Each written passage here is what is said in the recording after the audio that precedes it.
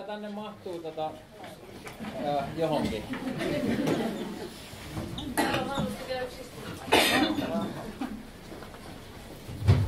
Moi.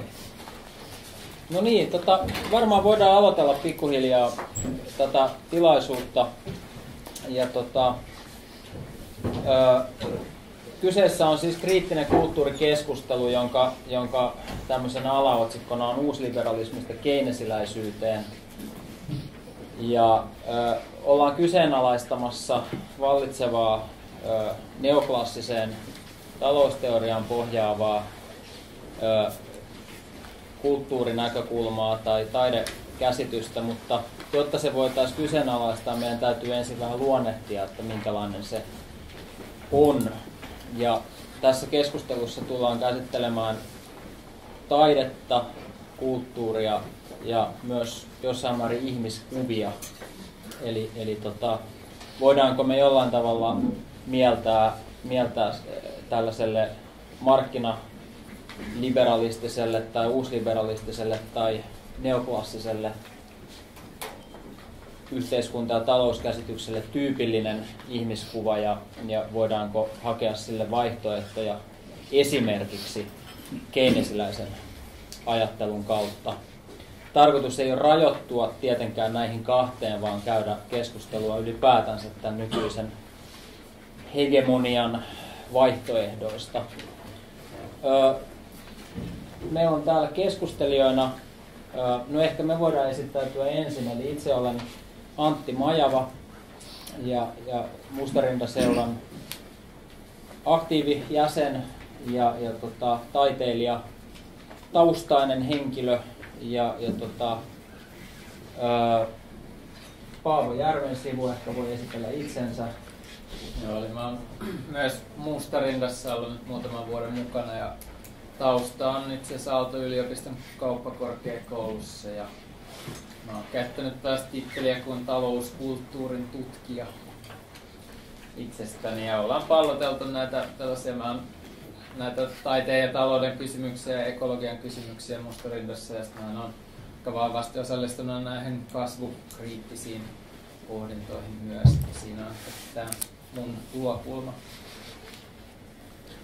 Joo, ja sitten voisin esitellä, tai ehkä voitte esitellä myös itse omaa tulokulmaanne tähän asiaan sitten, mutta kerrottakoon, että meillä on täällä keskustelijoina Minna Sirnö, Taiteen edistämiskeskuksen johtaja, Pertti Karkama, professori emeritus, oliko se Puotilan vapaan yliopiston Kyllä, edustajana tällä hetkellä. Sitten meillä on Jussi Koitela, Kuvataideakatemian opiskelija, taiteilija ja jonkin verran kuraattori touhuihinkin sotkeutunut henkilö. Meillä lähti kutsuja vielä moniin suuntiin. Toivottiin tähän keskusteluun myös selkeästi tällaisen niin kuin uusliberalistisen hegemonian edustajaa ja porvarillisen kulttuurisivistyksen vahvaa puolestapuhujaa, koska meillä ei ole tässä nyt tarkoitus jäädä jumiin mihinkään välttämättä tällaisiin oikeista vasemmistoasetelmiin, vaan miettiä, että minkälaisista ihmiskäsityksistä tämä meidän kulttuurinen ymmärrys tällä hetkellä koostuu. Ja meidän täytyy pystyä määrittelemään hiukan näitä meidän käsityksiä taiteesta ja kulttuurista puolin ja toisin. Mutta nyt ei sitten saatu ihan niin kuin kaikkia henkilöitä paikalle, ketä ehkä ajateltiin, mutta uskon, että yleisön joukosta varmasti löytyy monenlaisia näkökulmia ja toivon tietenkin vilkasta ja runsasta keskustelua myös yleisön puolelta ja kannanottoja tähän keskusteluun. No niin. Pitäisikö meidän alustaa nyt hiukan tästä Keynes-tematiikasta? Täällähän on kuva, jossa on Duncan Grant, taidemaalari, ja John Maynard Keynes siis tuossa oikealla. Tämä meidän kiinnostus Keynesiin on lähtenyt siitä, että me huomattiin, että Keynesillä oli oman elämänsä aikana erittäin tiivis ja hedelmällinen yhteys aikansa taide-elämään. Ja voidaan jopa väittää, että tämän keynesiläisen talousteorian taustalla on ihmiskuva, joka on kehittynyt nimenomaan tässä vuorovaikutuksessa taiteen ilmiöihin ja avantgarde-taiteeseen 1900-luvun alkuvuosikymmeninä.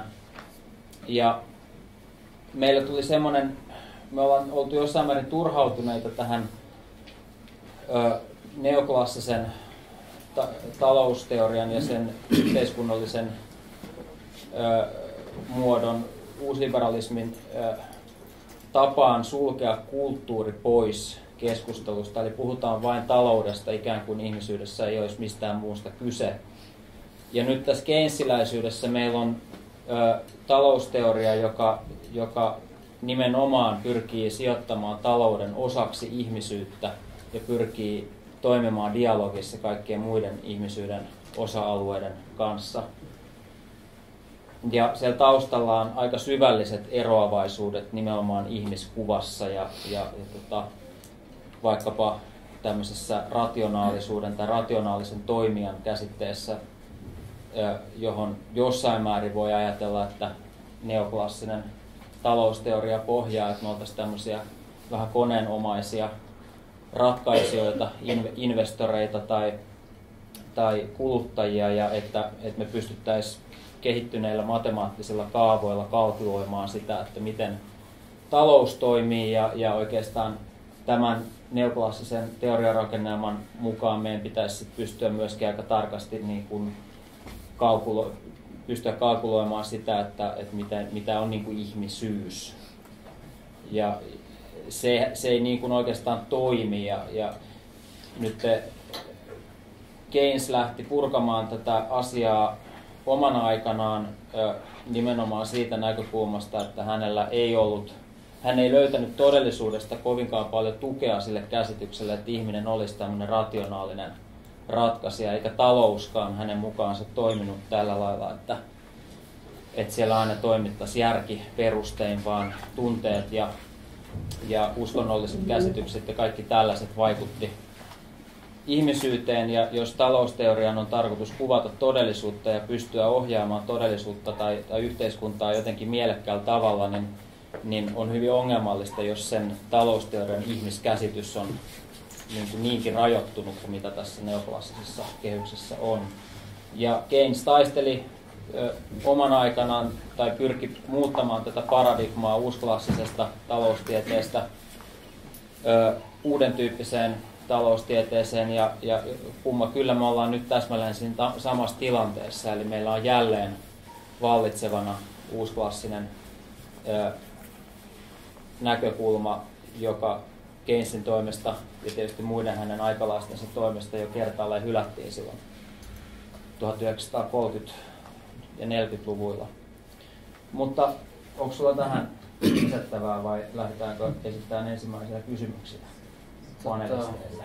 No voisin mä vähän ehkä kertoa vielä lisää taustaa tähän. Nimittäin toisin kuin ehkä yleensä ajatellaan, niin tämä Keyneshän on sekä taiteen ja kulttuurin kannalta ehkä kiinnostava, mutta myös talouskasvukritiikin kannalta kiinnostava. Et siinä on kyse paljon laajemmasta kuin tällaisesta talouden suhdannevaihtelun tasaamisen näkökulmasta, mitä se yleensä nykyään mielletään. Et nykyään kun puhutaan keynesiläisyydestä, niin se tarkoittaa yleensä ihan muuta kuin mitä me nyt sitä täällä yritetään puhua.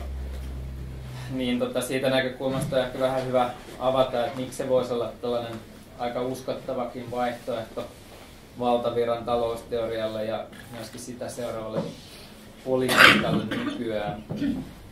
Ja mun mielestä se liittyy keskeisesti siihen, että Keynes käsitteli, hän oli niin kuin filosofi ensisijaisesti ja talousteoreetikko toissijaisesti, niin käsitteli näitä talouden moraalisia ja poliittisia ulottuvuuksia hyvin toisella tavalla kuin nämä uusklassiset talousteoreetikot, jotka pyrki kuvaamaan kaiken niin kuin maailman tällaisen nimenomaan niin kuin neutraalien matemaattisten talousmallien kautta.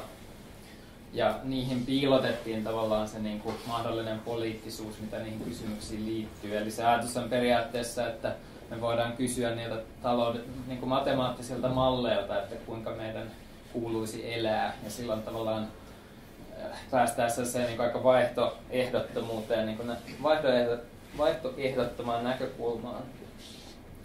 Sitten voisi nostaa esille tämän Keynesin tavallaan ehkä tunnetun aika klassikkoteksti, mutta se jää tällaisen talouskäsitysten alle kuitenkin. Keynes tällaisena utopikkona vuonna 1930 kirjoitti, tai hän ennusti, hän ikään kuin puhutteli niin kuin hypoteettisia lastenlapsiaan ja tavalla, että hän ennusti, että taloudellinen kysymys, joka hänelle merkkasi sitä, että kuinka tuotetaan tämmöinen perustarpeet tyydyttävä materiaalinen elintaso kaikille. Tämä oli se taloudellinen kysymys hänelle, että tämä olisi ratkaistu 100 vuoden päästä ja sitten voitaisiin tavoitella jotain tärkeämpää elämässä. Ja hän käytti tällaista ilmaisua kuin ei-taloudellisia asioita. Ja muun muassa hän viittasi tässä taiteeseen, ilmeisesti myös maatalouteen. Mutta se, niin kuin, tietenkin se yhteiskunnallinen ajatus ja kulttuuri oli aika eri tilanteessa vielä silloin. Ja nythän tietenkin voidaan nähdä, että tätä materiaalista elintasoa meillä on riittämiin, mutta se ei ole vain jakautunut tasaisesti. Eli tavallaan keynesiläisestä näkökulmasta meidän pitäisi nyt jo kyetä suhtautumaan elämään sillä tavalla, että talous on toissijaista ja sitten elämässä jotain tärkeämpiä näkökulmia. Ja nythän tämä on pudonnut tämä niin kuin talouden ulkopuolelle jäävä elämä tavallaan kokonaan kelkasta, että siitä ei huolehdi enää kukaan politiikassa tai oikeastaan julkisessa keskustelussa sellaista niin kuin näkökulmaa ei ole, vaan taide ja kulttuuri ja kaikki näyttäytyy tämän niin kuin talouden maailman kautta. Eli Keynes pyrki rajaamaan tätä talouden sfääriä tavalla. Toisin kuin sitten uusklassinen teoria, joka näkee hyvinvoinnin oikeastaan toteutuvan nimenomaan ja yksinomaan markkinoilla. Että hyvinvointi tarkoittaa niin kuin kulutusmahdollisuuksien lisääntymistä markkinoilla tästä näkökulmasta. Ja no ehkä mä jätän tämän niin kuin rahakysymyksen tästä nyt ehkä tuonnemmaksi, jos se tulee jossain relevantissa, mutta siellä on aika perusteellinen tämmöinen niin kuin talousteoreettinen näkemysero rahaan, joka on aika kiinnostava. Mutta se mihin se johtaa on tavallaan siihen ajatukseen, että rahatalous ei rajoita valtion kuluttamista, vaan kysymys on niin kuin reaalitaloudellisista asioista, eli työvoimasta ja teknologiasta ja luonnonvaroista ja kaikesta tällaisesta, mutta periaatteessa valtiolla, jolla on oma valuutta, niin ei ole niin kuin rahasta, tästä omasta valuutasta ei ole koskaan pulaa. Ja kaikesta tästä tulee se niin kuin merkittävä ero, että politiikan ja valtion rooli ja mahdollisuudet toimia yhteiskunnassa ja ohjata yhteiskuntaa johonkin suuntaan niin kuin huomattavasti suuremmat tällaisessa keynesiläisessä ajattelussa. Ja niinkin, että valtioiden ei tarvitsisi nyt olla globaalin kilpailun vietävänä. Voitaisiin ihan hyvin esimerkiksi ajatella, että esimerkiksi euromaat yhdessä voisi tuottaa itse lähes kaiken, eli niiden ei tarvitsisi millään niin kuin taloudellisen pakon syyllä niin kuin lähteä tällaiseen jonkin veroparatiisimaiseen ja kaikkien muunkaan kilpailuun. Ja sitten voitaisiin myös ajatella, että niin haluttaessa tämmöinen niin kuin taide- ja kulttuuritoiminta voitaisiin jossain määrin rajata tämän niin kuin markkina-ajattelun ulkopuolelle, niin kuin myös poliittisesti. Eli kysymys on siinä vaiheessa niin kuin priorisoinneista, että meillä olisi tämä niin kuin valinnan vapaus ikään kuin taloudellisesti, jos me vaan ajateltaisiin sitä asiaa tuisin.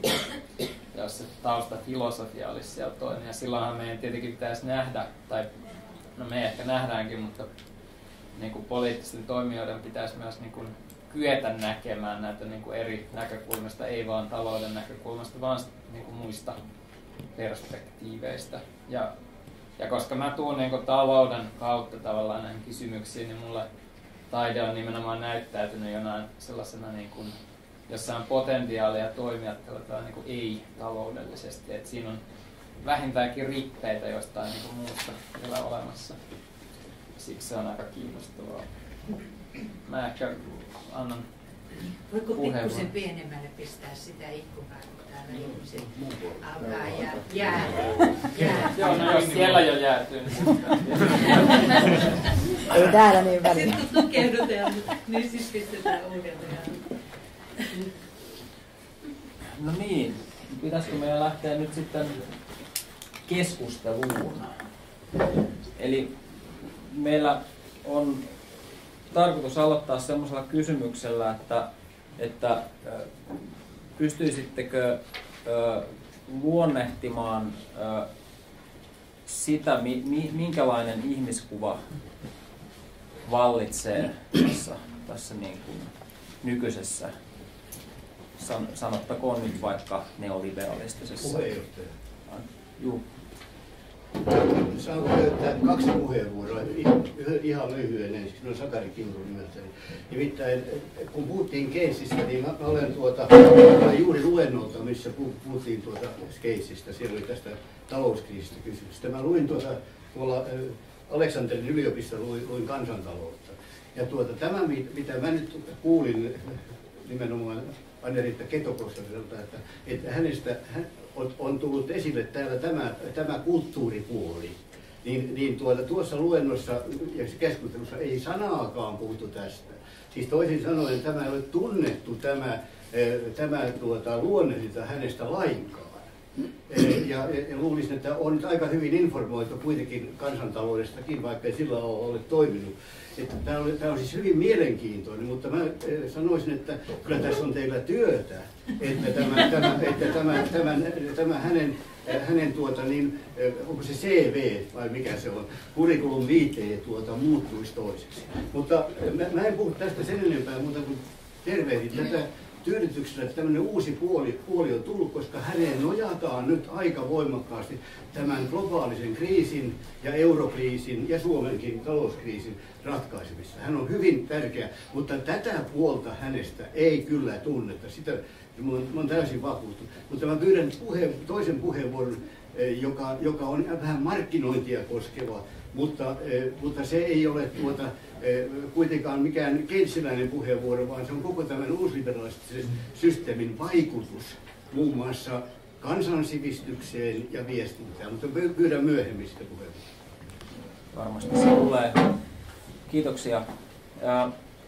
Mutta niin, siis eli että jos lähdetään nyt liikkeelle siitä, että voiko tätä luonnehtia jollain tasolla, jos nyt vaikka puhutaan ministeriöiden tai hallituspuolueiden taidenäkemyksestä tai sitten sitä kautta siitä ihmiskuvasta, mikä siellä on taustalla, niin sanokaa ihmeessä, jos tämä on liian niin kuin ympäripyöreä kysymys, mutta voitteko luonnehtia tätä nyt sitten jostain näkökulmasta käsin?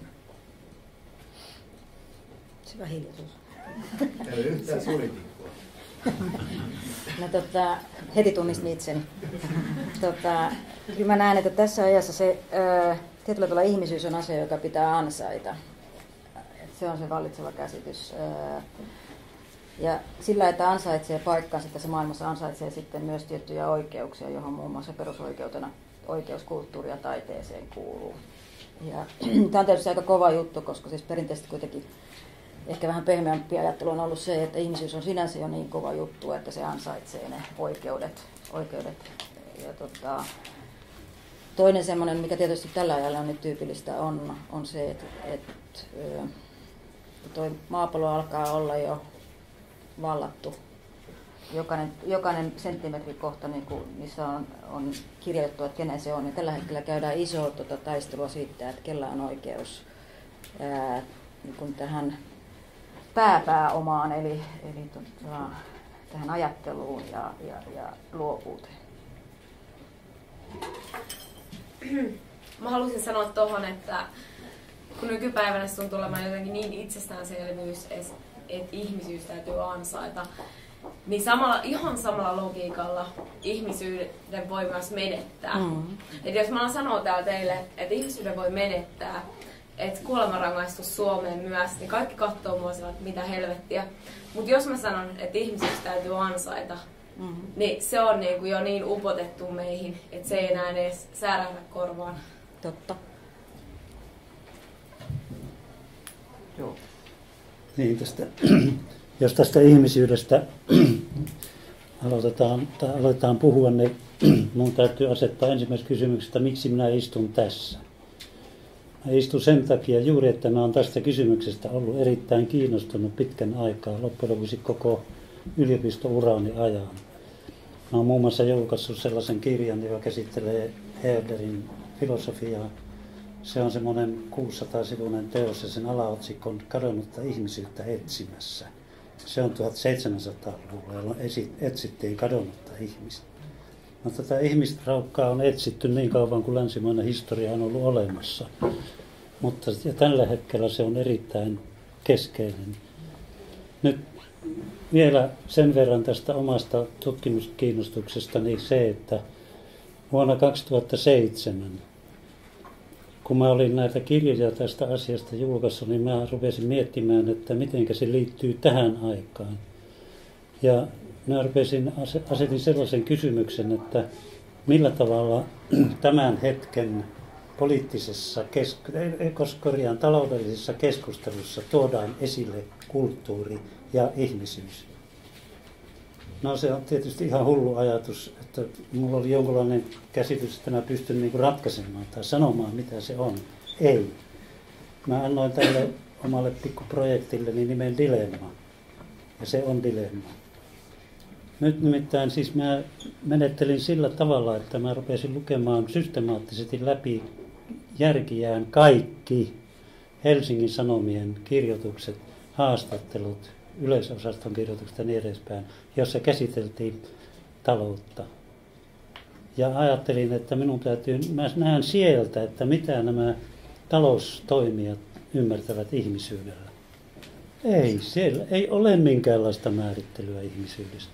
Mutta jos niitä lukee tarkemmin, niin huomaa, että miltei kaikkien takana kuitenkin on tietynlainen käsitys ihmisyydestä. Ja erityisesti niiden puheiden ja kirjoitusten takana, jotka lukeutuvat uusliberalisteihin. Siellä on hyvin selvä käsitys ihmisyydestä. Ja se on se vanha, kulunut totuus, että joka liberalismissa on ollut, siis taloudellisessa liberalismissa 1600-1700-1700-luvulta lähtien, nimittäin, että ihminen on homo economicus, ihminen on talousolento. Ja että ihmisen ainoa luonnollinen ja merkittävä tapa toimia on tavoitella omaa taloudellista tai yleensä aineellista etua. Ja se on niin lapselliselta tuntuva ajatus, että miettii, että miten tämmöinen voi mennä läpi. Mutta jos lukee tämän hetken kirjoituksia, tai jos tulee joku EK-mies paikalle, niin se puhuu ihan sillä tavalla, niin kuin se olisi ymmärtänyt tämän koko jutun, ja nyt koittaa meille tietämättömille sanoa, että näin se, kuulkaa pojat ja tytöt, on loppujen lopuksi. Että me tavoittelemme vain omaa aineellista etua. Ja kun Björn Wahlroos kirjoitti laajan teoksen, niin koko kirja tulee siihen tulokseen, niin se muuten on. Se on totuus. Mutta siis miten se tulee näkyviin tässä puheessa, siinä mitä nykyään sanotaan, että kun talouspuhe on vallottanut maailmaa. Siis puhuttiin mistä asiasta hyvänsä, esimerkiksi kulttuurissa taiteessa, niin eiköhän lipsahda talouteen. Ja sitten puhutaan markkinoinnista ja niin edespäin. Se kuuluu asiaan. Mutta nyt, miten ihmeessä, mutta kun lukee tarkoin ne kirjoitukset ja yleensä nämä median tekstit, niin mielenkiintoisia erilaisia ilmaisuja, miten tämä asia meille koetetaan todistella. Toisin sanoen tämä käsitys ihmisestä talousolentona tai talousihminen on ideologisoitunut. Sitä käytetään kaikissa mahdollisissa yhteyksissä, mutta eri tavalla muokaten. Ja tuossa ennen kuin tänne tultiin, niin oli keskustelua vähän tästä samasta asiasta kysymys, millä tavalla se niin kuin selvimmin tulee tällä hetkellä poliittisissa ja taloudellisissa kirjoituksissa esille? No se tulee esille sillä tavalla, että yrittäjyys ensinnäkin toiminnan mallina on, miten se nyt sanoisi, osaaminen. Osaaminen tarkoittaa sitä. Se ei tarkoita mitään muuta kuin, että sinä osaat työsi niin hyvin, että sinä voitat itse sillä, itsellesi jotakin. Ja yrittäjyys on se ominaisuus, joka ihmisellä, joka on oman olemuksensa mukainen homo economicus, hän on yrittäjä. Lukekaa tämänhetkisen Hesaria muita lehtiä, missä puhutaan yrittäjyydestä. Se on ihmisideaali. Ja silloin otetaan malliksi tavallisesti amerikkalainen liberalismi. Niin kuin eurooppalainen vähän jätetään syrjään. No mikä tässä on vialla? Eikö se sitten olekaan niin? Jos ajatellaan klassista ihmiskäsitystä läpi historian, niin se on aina vaihdellut ajan mukaan. Romantiikka ajatteli, ihminen on tunteessaan Jumalan löytävä ja niin edespäin. Valistuksella se oli järkevä ihminen, joka pystyy järjellisesti ratkaisemaan kaiken ja niin edespäin. Mutta sitten on sellaista filosofiaa ja sellaista tietoa, että ihminen on, postmodernistit kauhistuisivat, kun tämän sanoo, persoonallisuus. Ja persoonallisuus tarkoittaa sitä, että ihminen on sellainen dynaaminen olento, joka sisältää kaiken mahdollisuuksina. Dynaamissa tarkoittaa mahdollisuus. Mutta jokainen aika rajoittaa ne mahdollisuudet.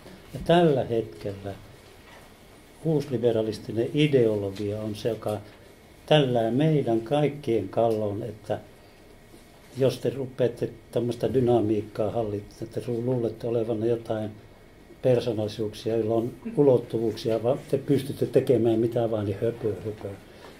Te olette silloin taiteilijoita tai kirjailijoita tai jotain muuta hassuja olentoja. Ja sen takia se jätetään syrjään. No tämä on kärjistetysti sanottuna. Mutta mun omina lähtökohtina oli tämä. Nyt mä oon sen kanssa dilemmassa. Kun mä en tiedä, ketään tässä pitäisi uskoa. Toi kuulostaa siltä, että sä oot tehnyt siitä itsellesi uskonnon. Toi kuulostaa hyvin vahvasti siltä. Niin, mä tein susta runon. Mä en tiedä, kuka sä oot. Mä tein susta runon sen perusteella, miltä sä näytät. Haluatko, että mä luen sen ääneen? No lue ihmeessä. Minusta ei kukaan aikaisemmin kirjoittanut runoa. Tein sen ihan sulle. Mies. Yli 60-vuotias. Yli 70. Vahva aura. Saalistajan silmät. Yhtä suuri kuin tylsät mielipiteet. Konservatiiviset. Aina. Pelko oman aseman menettämisestä. En enää edes muista nimeä. Tiedän, vaikkei hän sanonut sanaakaan. No minä voisin esittää vastarunon. Nuori nainen, 30, tietoinen omasta naiseudestaan, tietää miehistä kaiken, näkee miehen katseesta jo mitä hän on. Mies ajattelee vain omaa etua.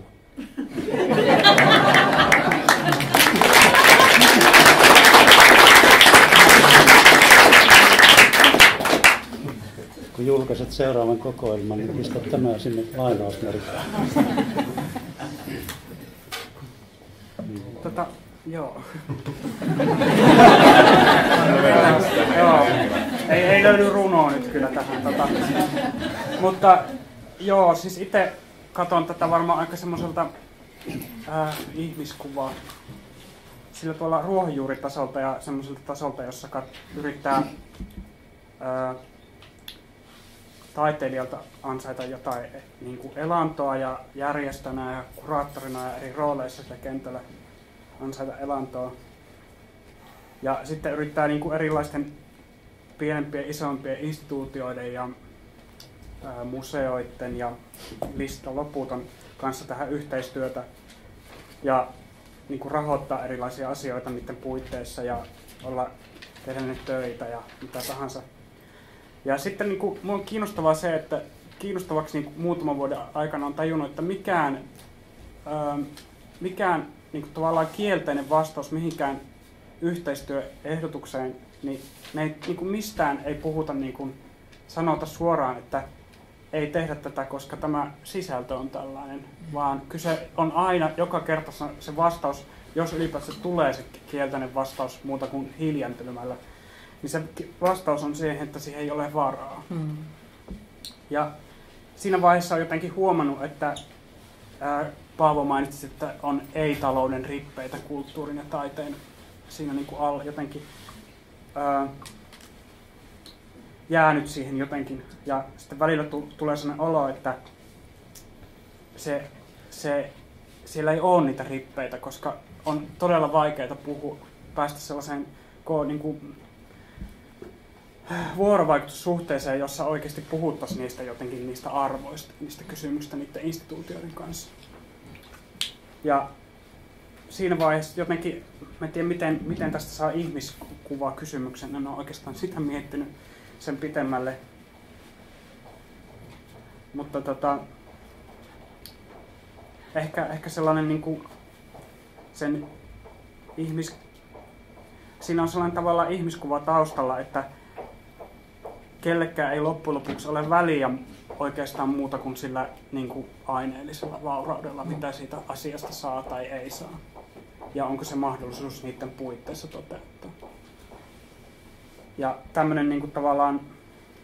Ja sitten päästään tällaiseen kysymykseen, jossa niin kuin nämä instituutiot näyttäytyy itselle hirveän niin kuin toisaalta, koska niistä kanssa ei pysty keskustelemaan niistä arvoista tai asioista, mitä on tärkeää, niin voi ajatella, että ne on, niin kuin, voisi ajatella sille, että ne on niin kuin tavallaan epäpoliittisia, vaikka ne on samaan aikaan täysin älyttömän poliittisia. Ja se on niin kuin se tavallaan se dilemmasta puhuin. Dilemma on se, että se niin kuin tilanne on samaan aikaan äärimmäisen poliittinen ja täysin ei-poliittinen.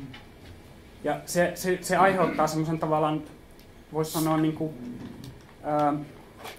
melankolian siinä tilanteessa olemiseen. Joo. Jussi nosti hyvän tämän arvokeskustelun, mutta mistä muustakin me käydään tällä hetkellä arvokeskustelua? Ei me käydä mistään arvokeskustelua. Ja onko tässä ajassa jotakin visiota tulevasta? Mun mielestä ei ole. Että jostain syystä meidät on opetettu nyt niin kuin elämään päivä kerrallaan. Tai ajatellaan, että meidän pitäisi ajatella niin, että meidän pitää vaan tässä hetkessä niin kuin menestyä ja voida hyvin. Mä hämmennyin joka kerta, mulla on 2 semmoista, tai siis on 3 sellaista asiakirjaa maailmassa, jotka aina joka kerta hätkäyttää olemassaolollaan mua. Yksi on se, että miten sellaista maailmasta, joka oli juuri toipumassa toisesta maailmansodasta, niin saatiin aikaiseksi YK:n tämä ihmisoikeusjulistus, jossa kas kummaa kaikkien muiden, sen lisäksi, että ihmisille tarjottiin kattoja, asuntoja ja oikeus koulutukseen, niin siellä taataan jokaiselle ihmiselle oikeus ja osallisuus taiteeseen. Siis haloo, vuonna 1948. Niin joku siinä vaiheessa, kun kansakuntia lähdettiin niinku uudelleen rakentamaan, niin tajuttiin, että se ei riitä vaan, että on sitä leipää ja on terveyttä ja on pakkasten suojaa, vaan tajuttiin, että ihmisyyden sisällä pitää olla myös jotakin sisältöä. Siis siinä elämässä pitää olla sisältöä. Toinen hämmentävä asiakirja on semmoinen, mikä valitettavasti Suomessa on jäänyt ehkä vähän huomaamatta, on se, että tuossa kun Saulit ja muut on käynyt kisailemaan sitä, että mitkä on presidentin valtaoikeudet, niin viime kerralla, kun perustuslakia muutettiin silloin vuosituhannen lopussa, samaan aikaan kun maailman kansakunnat päätti puolittaa maailman köyhyyden vuoteen 15 mennessä, niin siinä ajassa samanaikaisesti luotiin perustuslakiin yksi uusi tietyllä tavalla perusoikeusnäkökulma ihmisyyteen. Siellä oli pitkään ollut taloudelliset perusoikeudet. Siellä oli jonkin verran ollut jo sosiaalisia perusoikeuksia, mutta tässä viimeisemmässä isossa mullistuksessa luotiin sivistykselliset perusoikeudet, jossa nostettiin, että mä oon aina ärsyttänyt keskustelussa se, että kun puhutaan taiteesta tai kulttuurista, niin aina sanotaan, että joskus se jalka menee poikki ja se terveysasema pitää olla. Joo, kyllä se terveysasema pitää siellä olla, mutta kyllä sille henkiselle puolellekin pitää olla se terveysasema olemassa. Se oikeus saada sisältöä elämänsä, se oikeus kehittää itseänsä, mutta jostain syystä jotakin tapahtui 2000-luvun alkupuolella. Siinä vaiheessa, kun tätä talouden kuplaa ruvettiin muutenkin rakentamaan. Että meidän kaikkien arvot, en mä sano meidän kaikkien, vähän kauheita yleistämistä, mutta joidenkin arvot niin kuin kovettu niin paljon, että mä en ole kuullut julkista keskustelua meidän sivistyksellisistä perusoikeuksista pitkään aikaa. Että jos miettii, että kuka omistaa tällä hetkellä taiteen, kenelle se kuuluu, minne se suljetaan, suljettuihin tiloihin. Mä nauroin, jos mä tulin Ylestä, tuossa olin päivällä keskustelemassa, niin oikeasti mä tänään vasta tajusin, että esimerkiksi niin kun puhutaan korkeakulttuurista, niin korkeakulttuurihan on sidottu nykyään melkein täysin seinien sisälle. Tai meillä on kokonainen kanava radiossa, joka on niin kuin, vaan klassista musiikkia. Mutta miksi se on siellä erillisenä kanavana? Miksi se on niin kuin siinä kaikkien saatavassa? Sun tarvitsee erikseen niin kuin hakeutua sen pariin. Niin tällä ajalla on vähän sellainen, että on haluttu luoda myös sitä, että on eri tasoisia ihmisiä. Ja nyt mä pääsin vauhtiin, mä sanon vielä yhden asian, sitten mä ollaan hetken aikaa hiljaa. Tuossa ihmiskuvassa, niin se mikä mun mielestä on kaikista järkyttävintä, että kun meillä nyt tulee tätä amerikkalaista massakulttuuria, mä tunnustan itse, että mä oon tosi TV-koukkuun jäänyt monta kertaa ihan oikeasti. Mä oon katsonut, kun ne pyörämyrskyt on niitä taloja rikkoneet ja sitten se ihmepartio menee ja rakentaa niitä ylös. Niin osastoja. Ihmetellään, kun on pahvisia ne talot, niin taas ne rakentaa uudestaan. Mutta mä niin tajusin itsessäni myös semmoisen ilmiön, että mä tyhmistyin. Et mulle kerrottiin 3 kertaan samana asian aikana se sama yksinkertainen juttu ja se sama mies tulee huutomaan tällaista näin.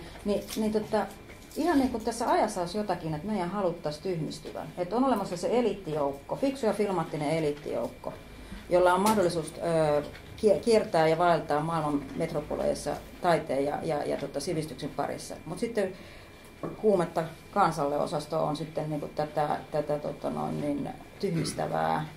Koska mä voin sanoa, että mä rehellisesti sanottuna tyhmistyn itse. Mä tiedän täsmälleen, että mun aivotoiminta lakkaa siinä hetkellä, kun mä näen, kun se herra tulee huutamaan siihen. Tai joku keittää jotakin tai muuta. Niin että se on. Ja tähän liittyy mun mielestä semmoinen, mä oon miettinyt sitä, että kansanvalistus on hieno juttu. Mutta onko sekin sittenkin vaan tämmöinen niin kuin armon yhteiskunnan tuote, että on olemassa joku tuolla ylhäällä, joka valistaa kansaa. Että olisiko vihdoin ja viimein mietittävää, että mikä se on se semmoinen yhteiskunta, jossa kansa oikeasti osallistuukin siihen Joo. Siinä oli ennen se pöydän takana. Eikö ollut? Joo, kyllä. Ehkä tehdään sillä lailla, että pyritään tässä panelistien puheenvuoroja ottaa tähän nyt johonkin aikarajaan asti ja sitten avataan keskustelua. Aha, okei. No, mutta jos mahdollista, niin ehkä... Niin, tuossa Minna Sirnö otti esille erittäin tärkeän asian, juuri nämä ihmisoikeuksien julistuksen 48. Siis se on todella unohdettu. Jos lukee näitä tekstejä, niin niissä ei muistettaisi sitä lainkaan. Sitä ei sanota. Puhutaan kyllä kauniisti ihmisarvosta, mutta ihmisoikeuksista ei puhuta. Se on todella eri asia. Siis voidaan kauniisti sanoa, että kaikki ihmiset ovat tasa-arvoisia ja niin edespäin, mutta sitten kun tulee puhe siis ihmisoikeuksista ja tasavertaisuudesta yhteiskunnallisessa ja poliittisessa toiminnassa, niin se ei enää pelaakaan. Siis jää niin kuin putoaa pois. Ja sen takia siis silloin toisen maailmansodan jälkeen, niin silloin jolloin tämä Bretton Woodsin sopimus tehtiin, niin siinähän tehtiin semmoinen perussopimus, joka itse asiassa oli tarkoitettu toteuttamaan tätä, taikka siis tuomaan mukana nämä ihmisoikeudet. Mutta se unohtui. Mutta samana vuonna, kun Bretton Woodsin sopimus tuli, johon siis kaikki liittoutuneet osallistuivat, niin silloin kun se tuli, niin samana vuonna ilmestyi uusliberalismin merkittävimpiä teoksia. Muun muassa tämän Friedrich Hayekin teos Road to Serfdom, siis tie orjuuteen, ilmestyi samana vuonna. Ja se on nimenomaan tämän ihmisoikeuksien julistuksen vastainen. Se on hyvin selkeästi sitä. Ja sen takia se oli niin kuin oire, että ne oli rinnakkain koko ajan. Siis tämä ristiriita, joka ratkaistiin jollain tavalla Bretton Woodsissa, niin sehän oli, amerikkalaiset saivat siihen omat puumerkkinsä mukaan niin, että siitä tämä varsinainen sosiaalinen yhdenvertaisuus putosikin pois. Ja Eurooppa joutui itse rakentamaan hyvinvointiyhteiskuntansa. Ja se onnistui sitten Pohjoismaissa parhaiten. Nämä on mielenkiintoisia seikkoja ja se vähitellen sitten uusliberalismi 70-luvulta lähtien pääsi niin kuin valtaan ideologisesti ja meillä 80-luvulla. No silloin tuli malliksi tämä Yhdysvalta, tai täytyy sanoa anglosaksilainen talousteoria. Ja eurooppalainen jää niin kuin syrjään.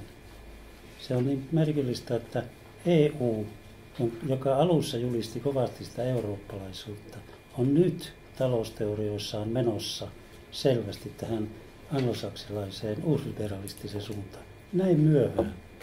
Tuntuu kummalliselta. Miksi? No, tämä vaan tästä. Tuli tuossa tommonen, sä puhuit siitä, miten asiat laitetaan, niin kuin klassinen musiikki on siellä klassisessa radiossa ja niin poispäin. Taidekentällä aika paljon taiteen autonomiakeskusteluja ja siitä, että miten oikeasti se liittyy laajemminkin yhteiskunnassa, miten asiat on niin eri lohkoissa tai autonomisissa kokonaisuuksissa. Ja sitten jotenkin tulee sellainen olo monesti, että niistä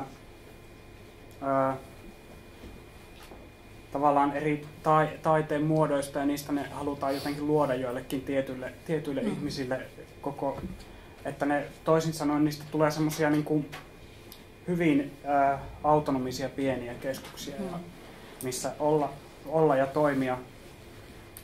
Ja sitten tavallaan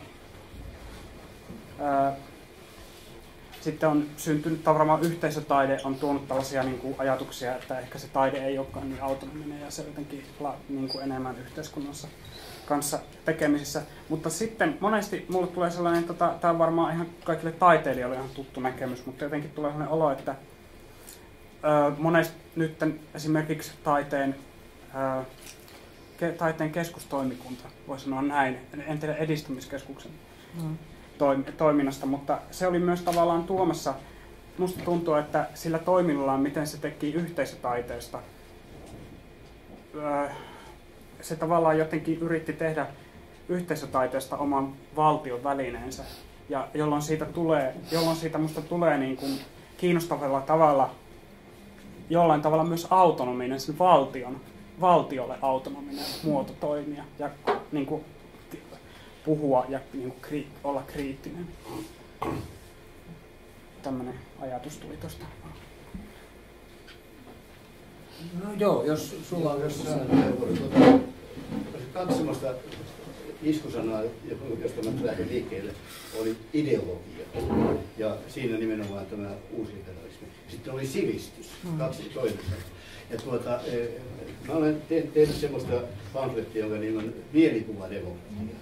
Ja siinä mä lähden siitä, että itse asiassa nyt se brändien ja imagojen rakentaminen, mikä nyt on menossa, niin se lähtee nimenomaan uusliberalistisesta ideologiasta. Se sopii sille erinomaisen hyvin. Ja sen ideologian käytössä on mainonta ja sitten kaikki nämä mielipidekiepauttajat, jotka tekevät poliitikoille tätä julkisuuskuvaa, tekevät yrityksille yrityskuvaa ja niin päin pois. Mä oon tätä seurannut ja löytänyt sitten niin kuin tosiaan yhden syyllisen, ja kyllä minusta tässä heijastuu tässä mielikuvakulttuurissa hyvin paljon juuri se uusliberalistinen ideologia, joka on hegemoninen ideologia. Vastaideologiaa ei ole vasemmisto kyennyt kehittämään, vaan yksi ainut ideologia on saanut monopolin. Ja sen takia se heijastuu sitten taiteeseen ja muuhun, mutta oli myöskin erittäin hyvä tämä Sirnön toteamus sitä sivistyksestä, että kyllä niitä oikeuksia on. Mutta jos ajatellaan, missä jamassa kansansivistys nyt on, niin se on suurin piirtein mukautunut ja sopeutunut. Se on siis sekä yritysjohtoista että valtiojohtoista. Valtion avustuksia saadaan, jos tehdään hyötyopetusta. Ei niitä valtio voi saada taideopetukseen tai muuhun tämmöiseen, vaan se on hyvin yksipuolisesti on tämä. Ja sitten journalismi, joka voisi hyvin paljon olla kyseenalaista ja kriittinen, niin se on suurin piirtein sopeutunut. Siis toisin sanoen tässä on melko pitkälle tapahtunut tällainen mukautuminen tähän vallitsevaan ideologiaan ja vallitsevaan politiikkaan. Ja minusta kuitenkin jonkinlainen kritiikki ja kyseenalaistaminen, mä en tiedä kuuluuko se taiteelle niinkään paljon, mutta nimenomaan se kuuluisi journalismille ja kansallisyydelle. Tämmöisiä mä funteeraan, ja minusta ne molemmat on kuitenkin kulttuuria. Kansallisydyskin on kulttuuria, ja se on taidettakin vähän. Ja sitten journalismi on vähän kaikkea, mitä ihmiselämään sopii. Että tässä kaikki. No niin, kiitos. Siihen sitten kommentteja. No saanko ihan lyhyesti vaan, että tuo oli minusta erittäin tärkeä puheenvuoro monessa suhteessa, juuri tämän sivistyksen ja ideologian ottaminen mukaan. Kun ideologiahan on, siis oikeastaan voisi parempi puhua ideologisoitumisesta historiallisesti katsoen. Siis jokaisella aatteella on taipumus ideologisoida. Liberalismi, joka oli alussa tämmöinen vapauden ja moninaisuuden ja ihmisuskon oppi, niin se on muuttunut ideologiaksi, jolla on vain yksi käsitys ihmisistä. Mutta toisaalta aatteet on myös puoleen. Joo, kyllä. Ja sitten kun ajatellaan tätä sivistystä, niin siis sivistys, mä en oikein usko, että sivistys on kuollut. Tämä ideologia vaan peittää sitä koko ajan. Taiteessa, kirjallisuudessa, näissä, niin se on koko ajan näkyvissä semmoisen ihmisyyden etsinnässä. Sivistys tarkoittaa sitä, että ihminen näkee asiat suhteellisuuden tajuisesti. Sen suhteuttaa niitä muihin, näkee muut ihmiset suhteellisuuden tajuisesti ja niin edespäin. Ja se merkitsee taiteessa sitä, että kaikki on sallittua. Mutta se pitää myöskin ymmärtää, miksi se on niin. Siis, että siis tämä ideologia, ja kun käytitte tätä sanaa hegemonia, niin ideologialla on tietyssä vaiheessa mahdollisuus päätyä hegemoniaan.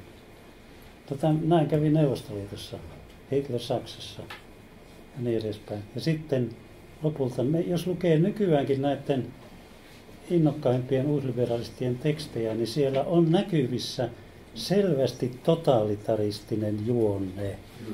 Ja se on nyt menossa juuri. Ja sitä pitäisi pelata todella.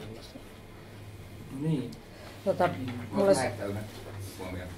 Joo, kyllä. Vai ootko on. Vihreä paita, mä unohdin nimen. En nyt silti tee siitä runoa, vaikka sun oli, mutta kiitos. Haluaisin sellaisen niin tähdennyksen, en niin eri mieltä varmaankaan, mutta sitten kun puhuit, että on niin terveyskeskuksia tarvitaan, niin tarvitaan terveyskeskuksia jotenkin mielelle tai jotenkin toiselle, niin sitten siinä olisi vähän se vaara silleen, että kun sanoo noin, niin silloin niin taide pakkaa instrumentalisoitua hyödykseksi, joka hyödyttää tapaa näin. Ja sitten tavallaan se voisi olla sellainen niin ideologisuuden muoto, tai siis siihen vankeaminen, enkä nyt syytä sitä ei, mutta että vaan tarkentaa, että taide voisi olla vaan sellainen kenttä, niin kuin, mikä on vaan ei-markkinoiden piirissä oleva kenttä. Eikä mitään, ei tarvitse sanoa sen enempää siitä, että niin kuin hyödyllistä se on kellekään tai ei hyödyllistä. Että se on sitä tärkeää pitää sen tavallaan auki olevan asiana. Että vaikka tulisi jotain tutkimuksia siitä, että se ei koskaan hyödyttäisi kenenkään mielenterveyttä, niin kyllä silti se on, tai jos hyvä, se on sellainen sfääri, joka ei ole markkinoiden piirissä. Mä voin sanoa sun lohdutuksesta, että itse asiassa sitä on tutkittu tosi paljon ja se tekee hyvää mielenterveyttä. Joo. Eikö mä oon ihan samaa mieltä, että taide on olemassa taidetta varten, mutta, ja nyt tulee se pitkä mutta, eikä se mun mielestä johdu pelkästään tästä, että ainakin mulle se tekee hyvää. Mä koen viisastuvani, kun mä luen fiksuja tekstejä. Mä koen saavani jotain elämyksiä, kun mä näen jonkun muun tekemän näytelmän, jossa on joku sellainen asia, jota mä en ole ikinä pystynyt itse omassa elämässään käsittelemään, mutta joku muu avaa sen mulle. Kyllähän tietyllä tavalla kokijana ainakin mä instrumentalisoin aika paljon sitä taidetta, mutta tekijänä se on tietysti ihan... Mitä mieltä olet siitä ajatuksesta? Kaikki hyvä taide ja hyvä kirjallisuus ja runous on sitä varten, että se herättää kysymyksiä. Kyllä, ja ajatuksia. Myös ajatuksia. Ne liittyy yhteen tietysti. Joo, mutta itse asiassa mun piti sanoa tästä, että täällä on hyvä keskustelu tästä dilemmasta. Jos mä mietin, minkä 4 dilemman kanssa mä oon nyt viime aikoina, en vielä ihan virkani puolesta, kun en ole niin vielä virastoitunut tuonne, mutta muuten miettinyt, niin yksi on tietysti tämä, mikä täällä nousikin, että miksi me puhutaan taiteen ja kulttuurin asiassa, niin me puhutaan tuotteistamista. Sitä on rahoitettu nyt 5-6 vuotta hallituksen taholta. Jopa opetus- ja kulttuuriministeriö on rahoittanut sitä. Se on muuten konserni tuo kulttuuriministeriö. Niin, no, minä olen virkamies siellä, niin mä en kehtaa sanoa tässä kohdassa mitään. Menetän vielä työpaikka, niin mulla on koeaika menossa. No mutta, eli siis tämä tuotteistaminen, sitten kun puhutaan ihmisistä, jotka kokee taidetta tai kuluttaa taidetta. No ensinnäkin joita kulutetaan taidetta. Mitä se tarkoittaa? Miten se taide kuluu siitä, että sitä kulutetaan? Mä en oikein ymmärtänyt. Mutta puhutaan asiakkaista, joka on niinku out of blue, ihan niinku, että mistä se tulee. Toinen on sitten tietysti se, että taiteella ei ole enää mä en edes tiedä mikä se sana voisi enää olla, kun mä puhun itsekin automaattisesti taiteen markkinoista. Mutta onhan siitä olemassa jotain muutakin. Sillä on pakko olla ollut joku muu käsitys aikaisemmin, mikä se on se taiteen markkina. Ja sitten tämä viimeinen, että jossakin kultaisessa vaiheessa kulttuurien vaihdosta tulikin vientiä. Eli joka kavensi heti ihan erilaisen tarkoituksen sen koko ajan, että me tutustutaan muihin kulttuureihin. Meidän taiteilijat omaksuu toista kulttuureista ja perehtyy näin. Ja se oli se yksi. Toinen, pitkä puhe, mä huomaan. Toinen on se, että mikä tässä ajassa on sellaista, että eliitti puhuu tällä hetkellä hirveän vahvasti kulttuurin ja taiteen puolesta, taas jälleen kerran. Ja samaan aikaan jostain syystä populismiin liittyy tämmöinen tosi vahva taiteen ja taiteilijoiden vihamielisyys. Niin kuin, erityisesti niin kuin tämän ajan taiteilijoiden ja näiden vihamielisyys. Et se on jotakin kummallista tässä ajassa on ja että miksi sellaiset ihmiset pärjää, jotka haukkuu taiteilijoita ja taidetta. Et se on niin kuin jotenkin myös hämmentävä. Kolmas kysymys on se, että okei, täällä mainittiin se, että ei ole taloutta eikä sitä instrumenttina olemista, mutta taiteen sisäinen iso dilemma on se, että kun sen taiteilijankin pitää elää. Ja niin kauan kun taiteen tekemistä tehdään vain kutsumus, autonominen kutsumus, niin miksi kenenkään pitäisi sitä rahoittaa? Ja just sen takia ehkä tarvitaan myös kuitenkin se joku juttu, minkä takia valtio tai jotkut muut on rahoittamassa sitä, että sitä taidetta ilmestyy tähän aikaan. Ja sitten ihan viimeinen. Perusoikeuksiin kuuluu paitsi se, että mikä on tämä mahdollisuuksien maailma, mitä aika mielellään ainakin kokoomus valitsee, niin se, että asiat on saatavissa, mutta ne on myös saavutettavissa, on ehkä sitten se kakkoskysymys.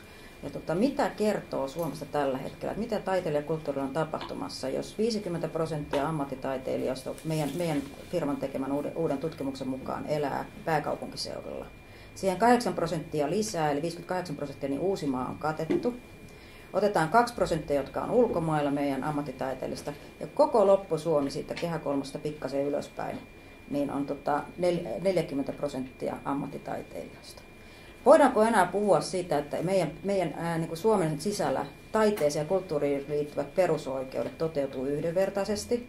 Meillä on jopa sellainen tilanne, että osassa alueissa ei ole tiettyjä taiteilijoita enää ollenkaan. Tämä syksyllä julkaistaan, niin minulla ei ole ihan näitä tarkkoja tietoja. Kainuussa on aika heikko tilanne niin. Kyllä. Joo, Itä-Suomi, Lappi, mutta niitä on myös ihan täällä niin kuin lähempänä Ruuhka-Suomeenkin, että meillä maakunnat erikoistuu johonkin taiteeseen. Niin silloin se tarkoittaa, että saadakseen tämmöisen yhdenvertaisen kaiken kattavan tarjottaminen, niin ihmisen pitäisi kiertää ympäri Suomea hakemassa taidetta. Ja mä oon kuitenkin itse edustan ainakin sitä mieltä, että taide ja kulttuuri niin kuin perusoikeutena on mahdollista vaan, jos on oikeasti niitä ihmisiä, jotka tekee taidetta ja kulttuuria.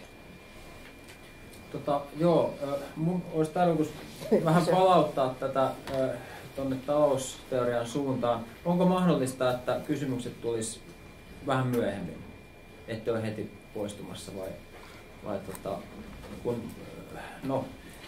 ehkä jos on lyhyet kysymykset, niin voidaan tässä vaiheessa sitten ne hukkuu taas johon. Vaikka kysyä vasta, että eikö taide ole aina ollut isossa kaupungeissa?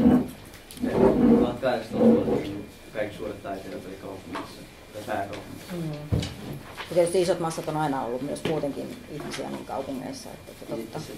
Se, että Suomen kehä-kolmos ulkopuolella ei ole taidetta, niin internetiä on keksitty. Ainakin musiikki ja sitten näkyvä media. Ehkä kuvatkin, niin ne pystyy saavuttaa siitä. Saanko mä kysyä, että onko sitä mieltä, että musiikki on ihan samanlaista silloin, kun sä oot itse läsnä konsertissa, kuin silloin, kun sä katsot, kun joku muu on kuvannut sen sun puolesta? Ei. Niin. Ihan lyhyt vaan kommentti tähän taas Minna Sirnön juttuun. Siinä oli yksi lause, joka on erittäin tärkeä ja tosi se, että taiteilijankin pitää elää. sehän on merkillinen juttu, että se taiteilijuus ei ole elämistä ilmeisesti. Ja se, kun lukee esimerkiksi kirjailijoiden kirjeitä ja tämmöisiä, niin hän on täynnä rahaa, rahasta puhumista. Ne rukoilevat joltakin rahaa, mesenaateilta ja muuta. Mulle tulee mieleen esimerkiksi Teuvo Pakkala, hänen kirjevalikoimasta ei paljon muuta löytynytkään kuin rahanpyytäjä. Ja kuitenkin samaan aikaisesti ne kirjoittaa loistavia teoksia. Ja tulee uusliberaalisti ja sanoo, että no niin, te näette, että kyllä taiteilijatkin ovat kuitenkin myöskin ihmisiä. Se on aina tämä myös ihmisiä. Niin ihan lyhyt kysymys sitten, että mennään vähän eteenpäin. Tämä ei oikeastaan kysymystä huomioon, kun mun mielestä taiteen pitäisi olla myös ennen kaikkea historiallinen asia, että mitä me jätetään, millaista taidetta me jätetään seuraavalle sukupolvelle tästä ajasta, niin kuin tietty ajankuvaus yhteiskunnallisen näkökulmasta. Hyvin sanottu. No, mä esitän nyt hypoteesin tai tällaisen niin kuin skenaarion, johon mä pyydän teiltä kommenttia. Elikkä nythän meillä on semmoinen tilanne, mihin mäkin olen reagoinut monissa keskustelutilanteissa ja muualla tuolla julkisestikin, että meillä tosiaan on ajettu monta vuotta hyvin aktiivisesti tätä niin yrittäjyysmallia taiteen kentälle. Ja kun mä jossain vaiheessa Mustarinnan seuralle yritin katsoa jotain sopivia tukimuotoja OKM:ltä nimenomaan sisällölliseen työhön taiteen ja ekologian kysymysten parissa, niin siellä kulttuuriasian neuvos sanoi, että käytiin yhdessä läpi ne tukimoduulit ja lähin, mikä oli nyt sitten siihen tarkoitukseen jollain tavalla soveltuva, oli taiteen tai kulttuurimatkailullinen tuotteistaminen. Ja sillä oli aika vaikea tehdä niin kuin sisällöllistä työtä taiteen ja ekologian kysymysten parissa, joten se jäi sitten hakematta. Sama kulttuuriasian neuvos kehotti minua 3 kertaa sen puhelun aikana seuraavaksi soittamaan eräälle taidemanageritoimistolle, joka sitten voi edelleen auttaa meitä muotoilemaan meidän toimintaamme sellaiseksi, että se olisi tukikelpoisempaa OKM:n puolesta. No, satun tuntemaan tämän kyseisen taidemanagerin, jolle kehotettiin soittamaan. Hän on myös itse laatinut selvityksen, jonka pohjalta nämä tukimoduulit on muotoiltu siellä OKM:ssä. Eli hän oli päässyt muotoilemaan ne tukimoduulit ja hänellä oli myös monopoliasema siihen, että hän oli ainut henkilö, joka käytännössä pystyy kertomaan sit meille, että miten me voidaan hakea sitä tukea. Ja siitä tuesta olisi mennyt yli 80% tämän manageritoimiston palkkioon. Eli siis me ei oltaisi saatu siitä niin kuin 20% siihen meidän omaan toimintaan. No, tämä on niin kuin aika räikeä esimerkki, mutta näitä on aika paljon.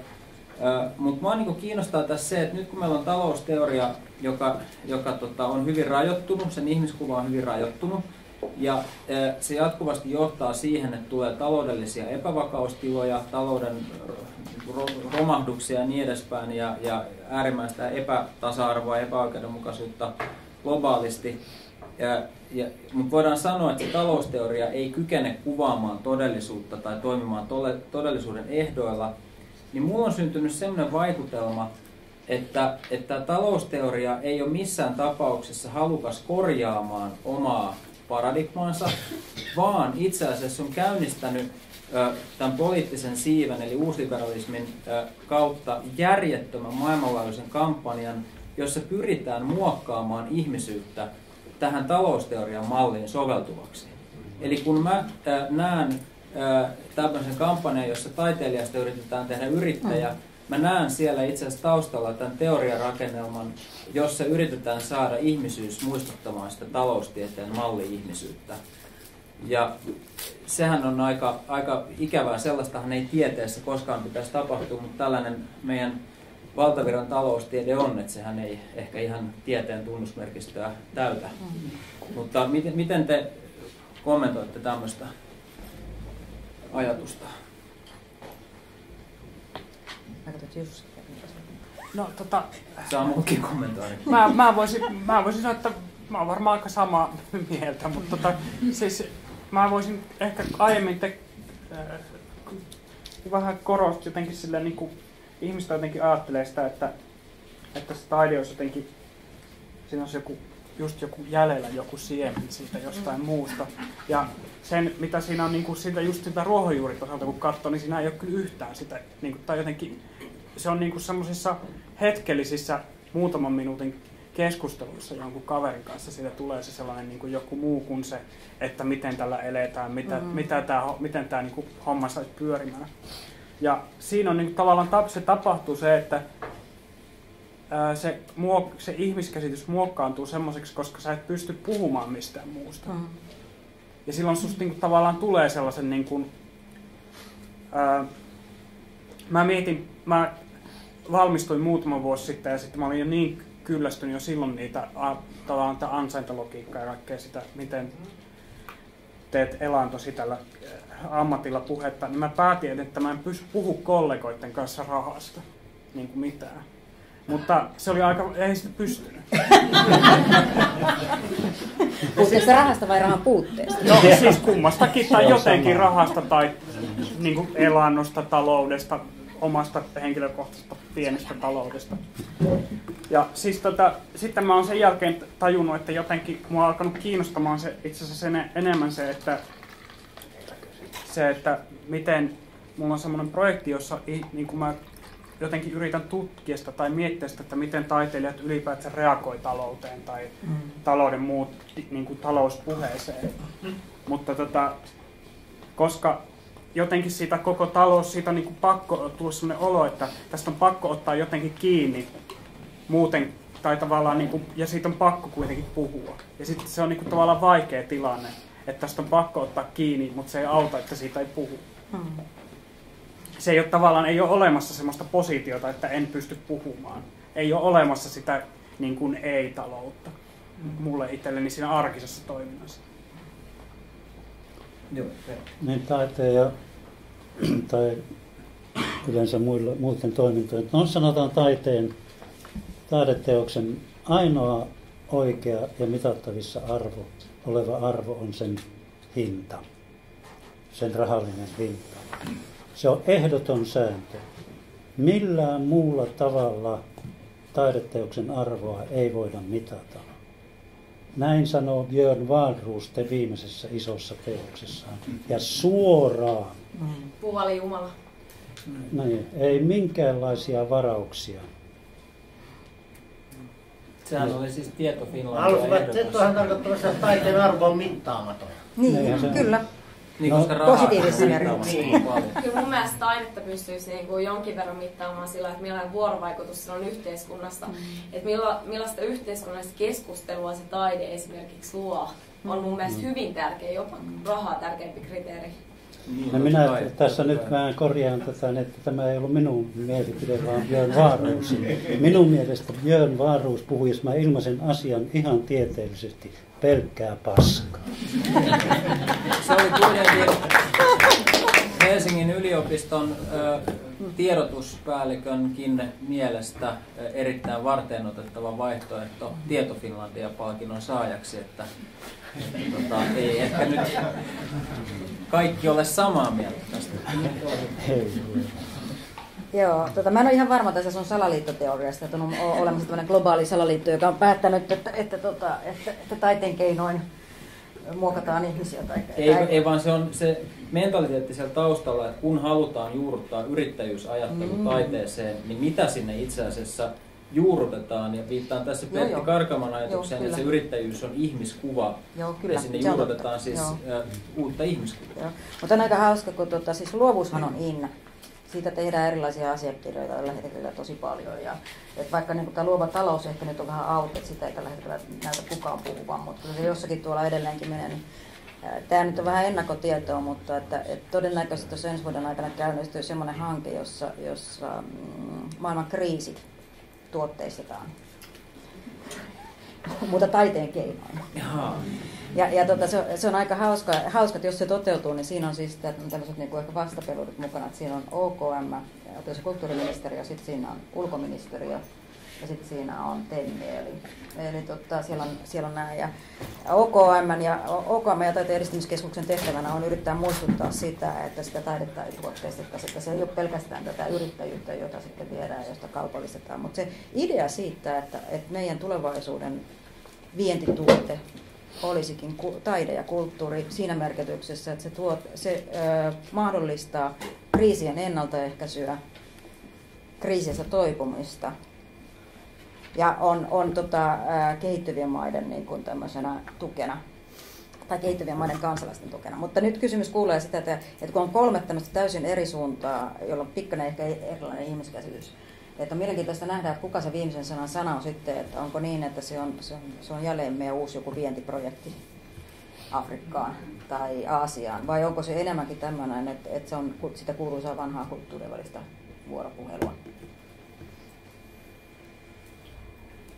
Okei, olipa tylsä puheenvuoro. Ei se ollut tylsä, mutta otetaan kysymyksiä ehkä pari kappaletta, sitten siirrytään jälleen kerran vähän eteenpäin. Meillä oli tarkoitus myös puhua niistä vaihtoehdoista, eli aika paljon ollaan soimattu tässä nyt tätä, kuten olettaa saattoi, mutta lähdetään sitten puhumaan jostain muusta niin sanotusti. Mutta no sulla oli ensin siinä ja sitten. Kommentti että toi taiteen vieminen kehitysmainen kriisi, että se kuulostaa vähän kulttuuri-imperialismilta. Että mennä sinne muslimeille opettamaan täällä, että Suomi ei tuo tykkää siitä ja kuunnelkaa iskelmää. Joo, ei siinä varmaan se ole tarkoitus, mutta totta, siinä on tämä piirre. Vai pitäisikö Esa siellä ensin välillä? Joo, tässä on vähän pikkasen, kun tuo lähtö tuosta Mustarinta juttu, niin mä oon vähän hämmästynyt siitä, että tästä puhutaan jotenkin kulttuurista yleensä ja sitten kulttuuri ja taide niin kuin uusliberalismin vastavoimana niin kuin yleensä. Siis Mustarinnan syväekologiset lähtökohdat huomioon ottaen minusta tämä tuntuu aika ristiriitaiselta asetelmalta. Että jos ajatellaan, perustellaan näin, että uusliberalismin ihmiskuva on jotenkin kapea, niin silloin sitten ajatellaan, että okei, että taiteen ja kulttuurin puolella on sitten se, niin kuin se kokonaisvaltainen ihmiskuva, tämmöinen holistinen ihmiskuva. Silloin itse asiassa puolustetaan porvaristi-ihmiskuvaa. Ja silloin itse asiassa ei enää vastustetakaan uusliberalistista ihmiskuvaa, koska uusliberalismin keinoin pystytään tuottamaan se porvarillinen itseään täydellisesti toteuttava ihminen. Edes jotkut pystyy siihen. Mutta eli periaatteessa ei olla niin kuin uusliberalismia vastaan.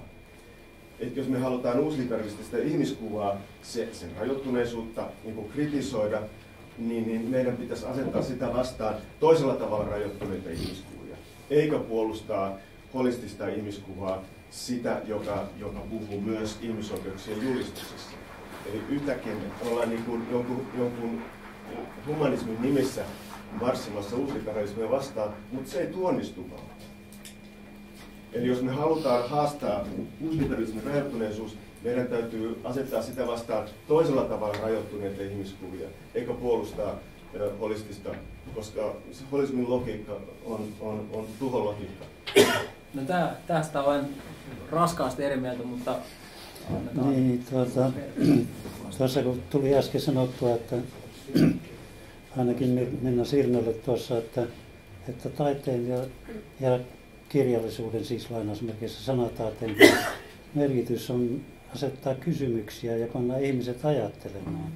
Siis niin tässä mielessä kirjallisuus ja taide yleensä ajaa ihmisten asiaa, mutta ei se aseta mitään erityistä ihmismallia sitä vastaan, vaan mä voisin mun mielestä, siis ainakin minun mielestäni parain on aina se teos, joka esittää semmoisen etsintäprosessin ja asettaa käsitteet kaikki kyseenalaisiksi ja prosessoi niitä. Ei voi puhua nyt taiteesta yleensä, koska on hirvittävän iso osa taiteesta on täysin uusliberalismin mukaista taidetta tällä hetkellä. Mä meinasin vielä sanoa sen, että taidekenttä on itsessään poliittisesti uusliberalismissa, jos me otetaan uusliberalistinen ihminen ja se, että taide heijastaa ja kuvaa sitä, niin me puhutaan silloin triviaalista taiteesta.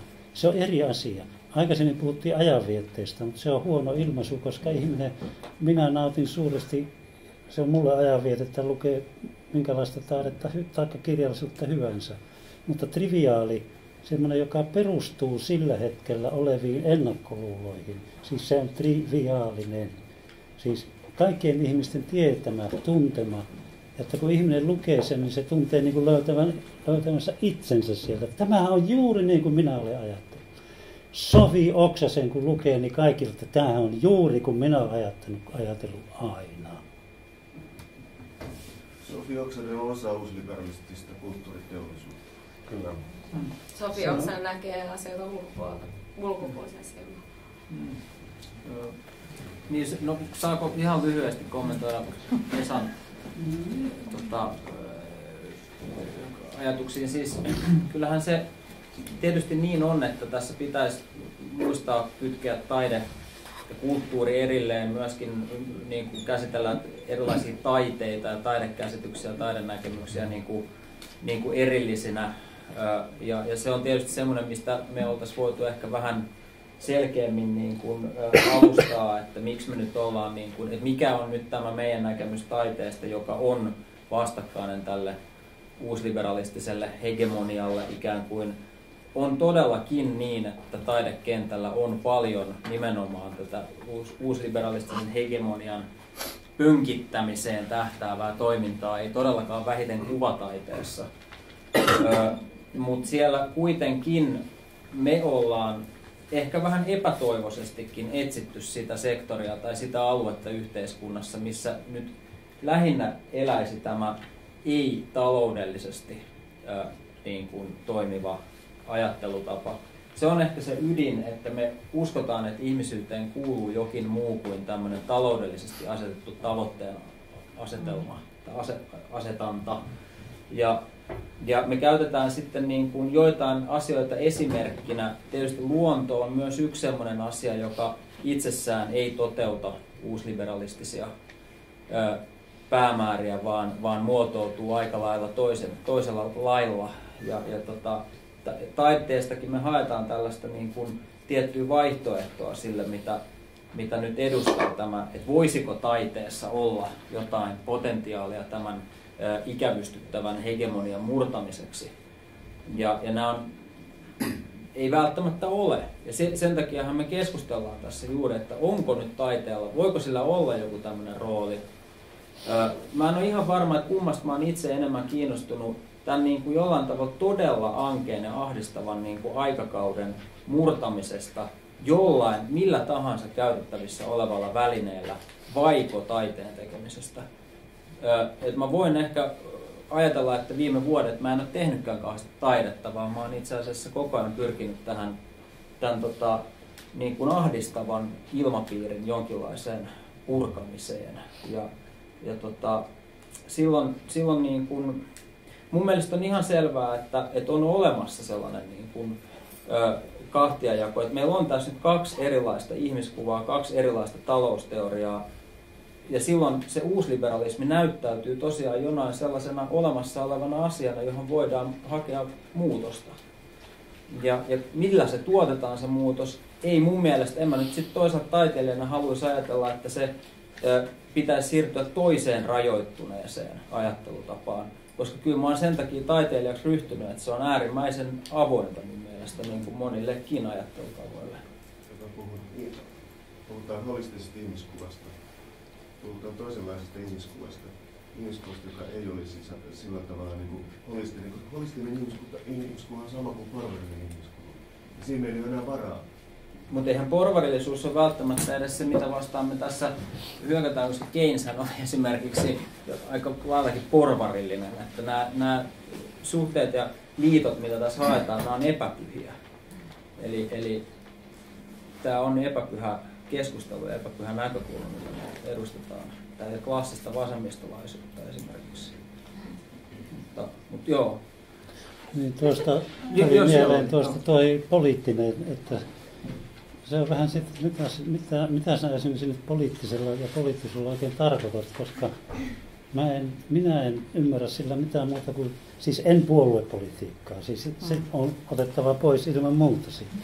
vaan että sellaista toimintaa, jossa etsitään sitä demokraattista, tai siis joka pyrkii demokratiaan siinä mielessä, että mikä on se järjestelmä, jossa ihmisen hyvä, kaikkien yhteinen hyvä toteutuu. Politiikka on semmoista toimintaa. Siis se, mutta siis eihän taiteen tehtävä joko on tai ei siinä suhteessa. Minusta useimmiten ei. Vaan otetaan kuvattavaksi esimerkiksi sellaisia prosesseja, tai ollaan mukana sellaisessa prosessissa, jossa tämä poliittisuus niin kuin prosessoituu koko ajan. Siellä on kaikkea mahdollista mukana, mutta eihän se ole varman vastauksen esittämistä. Siis poliittisen ohjelman, pyrkimystä poliittiseen ohjelmaan, vaan pyrkimystä mun mielestä pyrkimystä sellaiseen toimintaan, joka on demokraattista, joka ajattelee väestön enemmistön etua, jolloin ihminenkin nähdään monipuolisesti, mahdollisuuksien kokonaisuutena ja niin edespäin. Siis tämä on se koko ajan dilemma mun ymmärtääkseni, ja minusta taiteilijoilta ja kirjailijoilta ja tutkijoilta otetaan aivan liikaa, jos pitäisi sanoa, että no heidän täytyy nyt sitten antaa vastauksia näihin, että mitä tässä tehdään. Ei. Höpää. Minä olen koko ikäni tonkinut kirjallisuutta ja kulttuuria ja minkäänlaista yritystä tai minkäänlaista valmista vastausta mihinkään. Vaan aina vaan tämä sama prosessi käynnissä. Se on se ikuinen dilemma. Se on helvetin tympeätä ja samalla mielenkiintoista hommaa. No niin, siellä pöydän Mä olisin ollut kiinnostunut vaan kuulee vähän lisää teidän ajatuksista siitä keynesiläisyydestä. Siitä voi löytyä, meidän seuraava julkaisu tuottaa sitä, eli loppukesästä tulee. Tässä nyt täytyy ehkä edetä, mutta kyllä sitten, no joo, Jussilla oli mainituksi niin tässä keskustelussa, pystytkö nyt vähän avaamaan sitä, että mitä tavalla, kuitenkin itse mainitsit sen, niin olisi jotenkin kiva, että saisi jonkun kontekstin, että millä tavalla te sen ymmärrät, tai mikä se ajatus keynesiläisyydestä on. Niin, no sitähän tuli siinä aluksi jonkun verran. Mä oon pahoillani, missä se sen aluksi. Okei, no niin, joo. Ehkä me ei sitä kerrata nyt, mutta ehkä sitten vähän myöhemmin, jos tulee tämmöinen niin kuin vapaampi keskustelu, mutta yritetään ottaa nyt tiiviisti tästä Jussilta seuraava kommentti. Joo, mä oon Jussikin, mä oon kuvataiteilija ja tähän keskusteluun siitä, että mikä tämän taiteen merkitys tässä nyt voisi olla, niin mä oon ennenkin siterannut tätä ei mun lause, että joku heitti puolesta, että mikä on taiteen ja designin ero, että design antaa vastauksia ja taide esittää kysymyksiä. Ja tämä jotenkin viime aikoina, varsinkin kun oli tämä Helsinki World Design Capitalism vuosi, niin se on aika oireellista siihen, minkälaista taidetta jotenkin on haluttu tukea, mutta että niin kun se, että asetetaan niitä kysymyksiä koko ajan, niin tavallaan taiteen rooli on jotenkin enemmän semmoinen pedagoginen kuitenkin tässä yhteisössä, että enemmän niin potkia ihmisiä perseeseen, että ne jämähdä paikoilleen. Mutta on tavallaan kauhean vaikea ajatella, että sillä olisi joku kokonaisvaltainen tehtävä. Sitten se alkaa mennä hieman sellaiseen niin kuin Neuvostoliiton suuntaan. Tämä. Näytelmäkirjailija Tuomas Timonen piti pitää Näytelmäkirjailijaliiton 90-vuotisjuhlassa juhlapuheen, ja hän oli tehnyt sitä pitkä pätkä. Minä onneton oli antanut hänelle puheenvuoropyynnön, että mihin tarvitaan näytelmäkirjailijoita, joka tietysti aika kiva avaus 90-vuotisjuhlaan näin tällä jälkeenpäin ajateltu, mutta Tuomas Timonen kirjoitti tosi hienosti sen, että kun ei hän ole valmis niin kuin ratkaisemaan kaikkia niitä maailman ongelmia, mitä poliitikot on aiheuttaneet. Eikä hän ole, niin kuin, ei hänen tehtävänsä ole niin kuin vastata kaikkiin kysymyksiin kuitenkaan. Mutta potkia saa. Mutta potkia saa, kyllä. Että kyllä hänkin päätyi siihen, että ei myöskään taiteilijoille voi asettaa liian rankkaa taakkaa koko ihmiskunnan tulevaisuudesta. Että tietyllä tavalla myös se vastuu, joka kuuluu vaikkapa politiikkaan, siis puoluepolitiikkaan, eduskuntaan, niin sen ryhmän pitäisi ratkaista niitä isoja ongelmia. Mutta nähdä, että taide ja kulttuuri on myös niin kuin se yksi asia, minkä kohdalla sitä pitäisi ratkoa. Minäkin vielä kyllä haluaisin tuosta Keynesistä kuulla vähän enemmän, kun minä sumalistina niin valtavan hyvin noita talousteorioita tunne, enkä Keynesin teoriaa, mitä se oikeastaan sitten, kun siihen kuitenkin vedotaan jatkuvasti ja pidetään niin kuin mahdollisena palauttaa se. Niin miten tämmöinen ajatus, siis niin vanha järjestelmä tai ajatusjärjestelmästä ja talousteoriasta, voidaanko semmoinen palauttaa? No, siihen me oli oikeastaan kai tarkoitus mennä sinänsä, että päästäisiin nyt sen vaihtoehdon tai vaihtoehtojen kimppuun. Eli kun me ollaan jollain tavalla koettu, että tässä on nyt jotain ongelmaa tässä nykyisessä tilanteessa enemmän tai vähemmän, niin mihin suuntaan meidän pitäisi nyt sitten mennä ja niin edespäin, niin tämä on se seuraava kysymys. Haluatko sitä alustaa? Sinähän voi muutaman sanoa taas Keynesistäkin. Niin, no jotenkin mä koen siinä, niin kun jos me puhutaan niin uusliberalismin syrjäyttämisestä, niin silloin tullaan niin syrjäyttäneeksi aika tämmöinen niin tiukastikin rajattu niin uusklassisen teorian koulutuksen saaneet ekonomistit ja niiden sellainen niin vaikutusvalta, johon liittyy se, että siis poliitikot tavallaan niin kuin jännästi ikään kuin joutuu kuuntelemaan mun niin kuin ymmärryksen mukaan näitä näkökulmia ja niiden, niin kuin niistä lähtöolettamuksista ei voida keskustella ja siitä, niin kuin sitä vaihtoehtojen kenttää ei millään tavalla avata. Että se on semmoinen niin kuin ryhmittymä, jossa täytyy opiskella aika paljon jotain tiettyä näkökulmaa ja niin kuin tässä ollaan kuultu, niin nehän on niin kuin hyvin kestämättömiä tavallaan ne lähtöolettamukset, että siinä pitää treenata itsensä niin kuin useita vuosia, että sä voit ajatella niin kuin ikään kuin intuitiivisesti sillä tavalla, että ihmiset on aina rationaalisia, kaikki tietäviä, toimii toisistaan riippumatta ja ne tavoittelee vaan omaa etuaan koko ajan.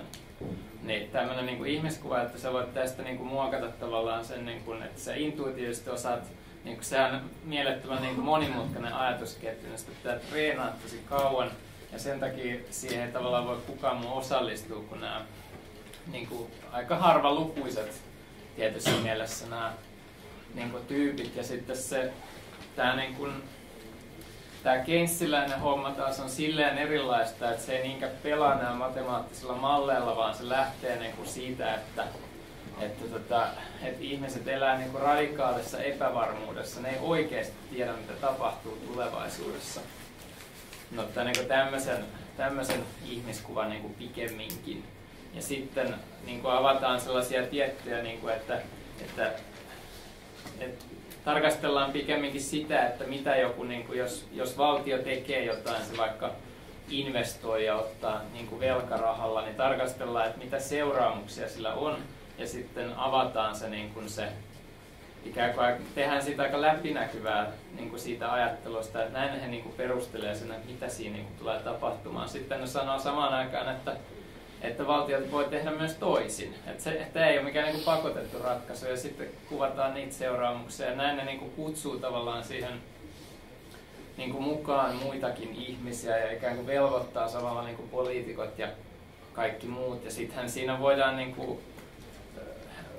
kuin samallahan siinä on kysymys, että mihin päin me halutaan tähdätä ja siinähän nyt sitten voidaan ottaa niin kuin, no toki filosofit, tutkijat, taiteilijat, mutta miksei myös niin kuin muut, että se niin kuin laajempi poliittinen yhteiskunnallinen keskustelu on se niin kuin mahdollista ja suotavaa siinä kehyksessä, jossa ei ajatella, että ne niin kuin, ikään kuin se yksi optimaalinen vaihtoehto tulee niistä matemaattisista malleista, vaan pikemminkin ne niin kuin talousteoreetikkona niin kuin yrittää purkaa ja aika avoimesti kertoa sitä, että mitä ehkä tulee tapahtumaan, miten he niin kuin ajattelee niitä talouden kuvioita. Ja samaan aikaan muistuttaen, että he todellakin puhuu vaan taloudesta, siis talouden niin kuin jostain sfääristä, siis tuotannosta ja siis tuotannon organisoimisesta käytännössä.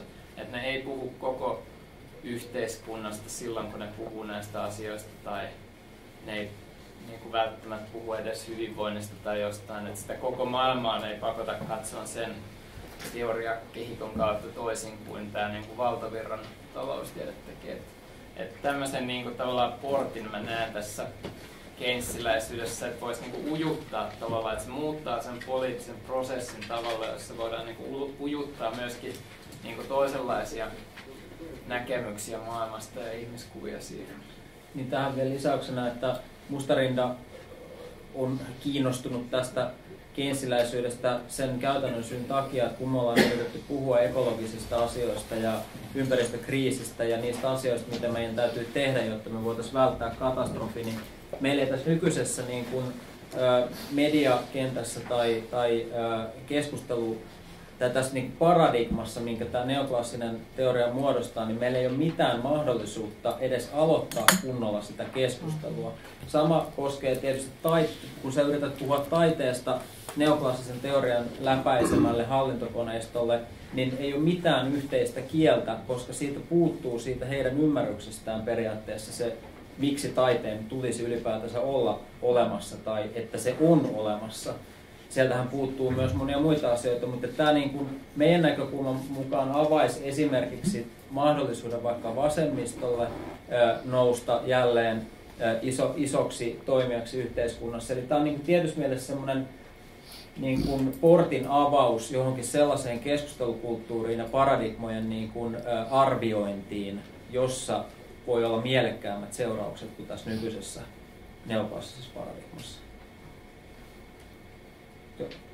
Niin, mä tuosta vielä jatkaisin ja pikkasen vielä selventäisin, että mun näkökantani on ehkä niin kuin posthumanistinen. Ja vaikka ekologisista syistä ajatellen vaikka, että ihminen on lajien joukossa vaikka. Mutta se tarkoittaa juuri ihmisen niin kuin, ihmiskuvan rajoittamista. Sille ei ole enää kaikki mahdollista. Se ei enää kupli mahdollisuuksia. Niin kuin tämmöinen holistinen näkemys. Ja niin kuin mäkin olen koko ajan puhutte koko ajan ihmisen mahdollisuuksista. Ei, tulevaisuudessa ihmisille ei ole enää kaikki mahdollista. No ainakin meillä on mahdollista päästä eroon tästä niin kuin skeidasta. Kyllähän meillä on mahdollisuus muuttaa meidän yhteiskunnallista todellisuutta. Jos meillä ei ole mahdollisuus tehdä sitä, niin kenellä helvetillä sitten on? Niin, mutta totta kai poliittisia mahdollisuuksia, mutta ajatus ihmisestä, juuri semmoinen ihmiskuva kokonaisvaltainen, joka toteuttaa mahdollisuuksiaan, niin tämä on erheellinen, vaarallinen ja uusliberalismin henki nousee perinteisestä porvarillisuudesta. Tämä Margaret Thatcher, there is no alternative, ei ole vaihtoehtoa. Hän oli hemmetin oikeassa siinä mielessä, että jos te haluatte pitää kiinni porvarillisesta niin kuin itseään toteuttavasta, maksimaalisesti toteuttavasta niin kuin yksilökuluttaja-ajatuksesta, niin silloin meidän täytyy rationalisoida meidän yhteiskunta äärimmilleen uusliberalistisen periaatteen. Ja tässä me ollaan. Siellä takana. Joo, mun mielestä tämä teatteriteollisuus Suomessa on äärimmäisen hyvä esimerkki niin kuin ideologisesti ohjatusta taiteesta. Niin kuin teattereiden niin kuin dramaturgia ja käsikirjoitusten valinta, tämä loppuhuipennus niin kuin käytäntö, että on mikä tahansa draama, suomalaisella käsikirjoittajalla, niin teatteridramaturgit pakottaa, että tämä on loppuhuipennus, katsoja ei jää ahdistuneeksi.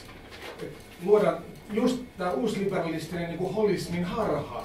Siis uusliberalismihan nimenomaan luonnehtii tällaista holismin hallinnan ja niin kuin yhdenmukaisuuden harhaa, että jokainen voi olla miljonääri tyyliin ja jokainen voi olla päästä himaseksi Kataisen kainaloon.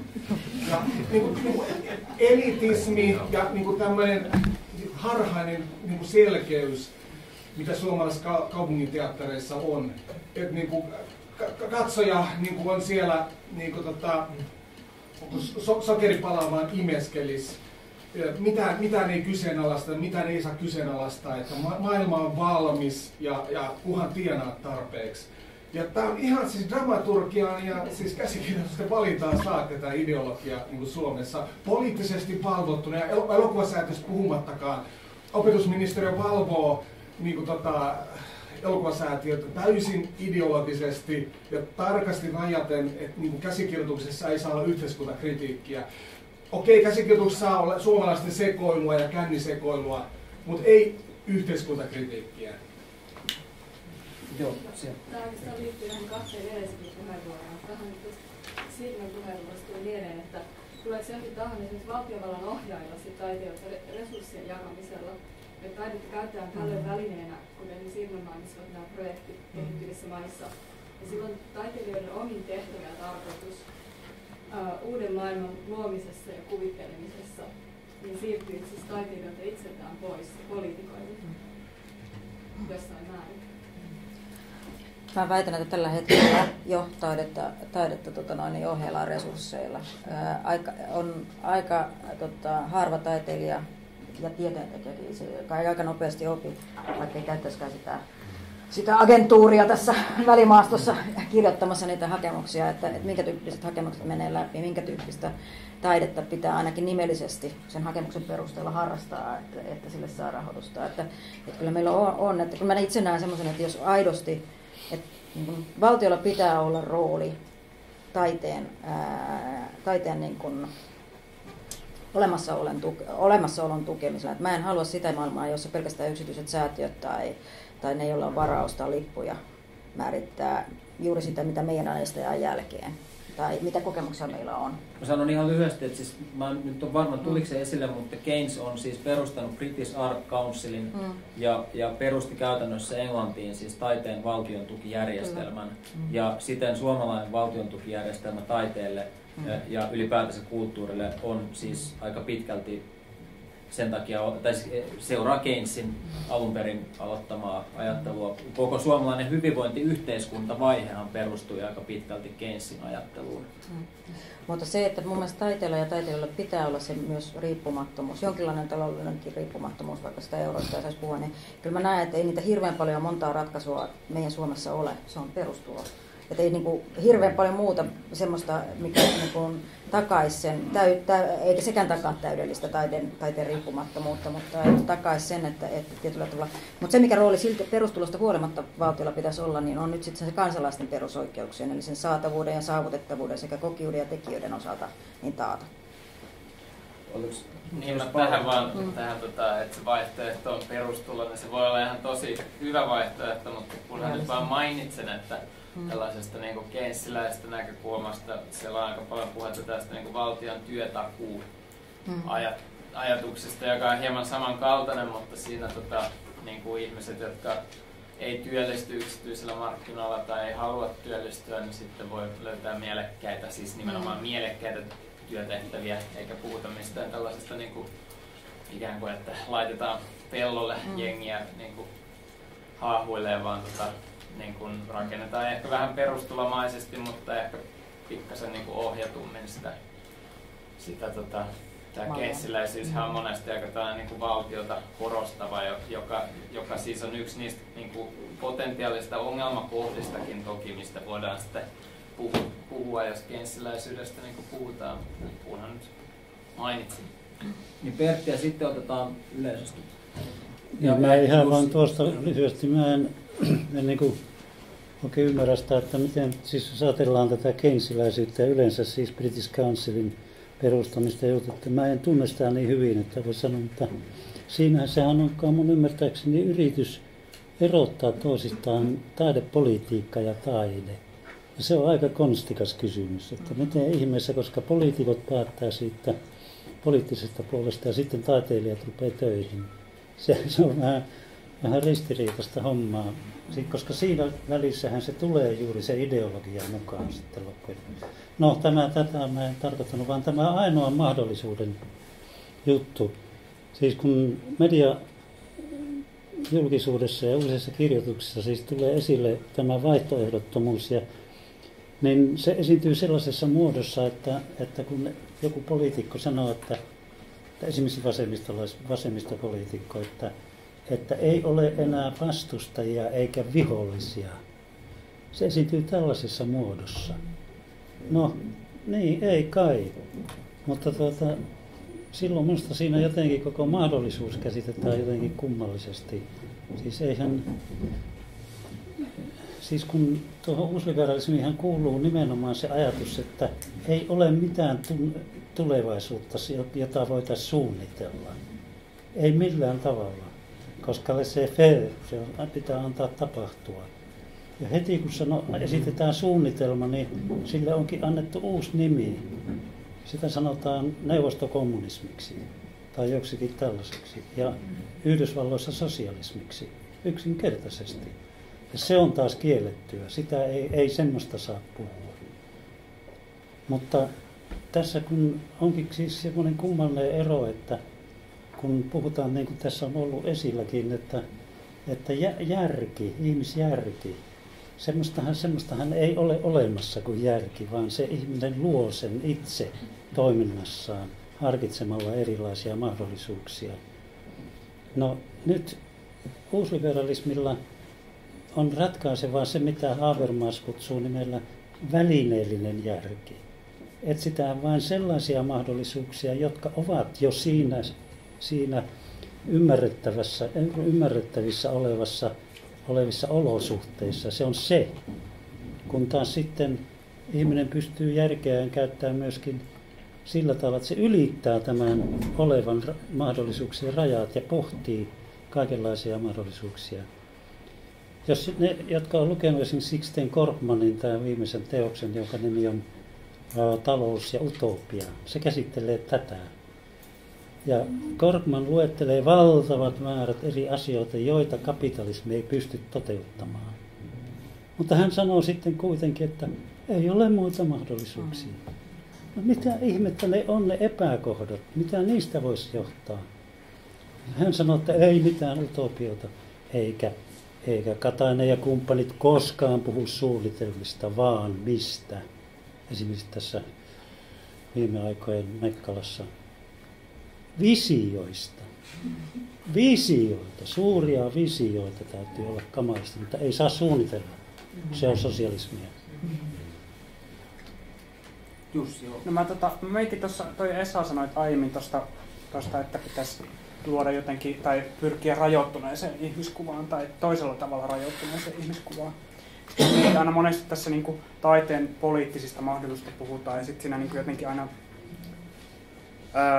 ihmiset puhuu siitä, ja sitten ne ei ikinä määrittele, mitä se politiikka niille tarkoittaa, ja sitten tulee sieltä läpi jotenkin se politiikan käsitys. Ja teillä oli aika pitkälti tällainen musta tämmöinen politiikan käsitys, jossa politiikka pyrkii niin kuin kaikille luomaan jotain hyvää yhteistä.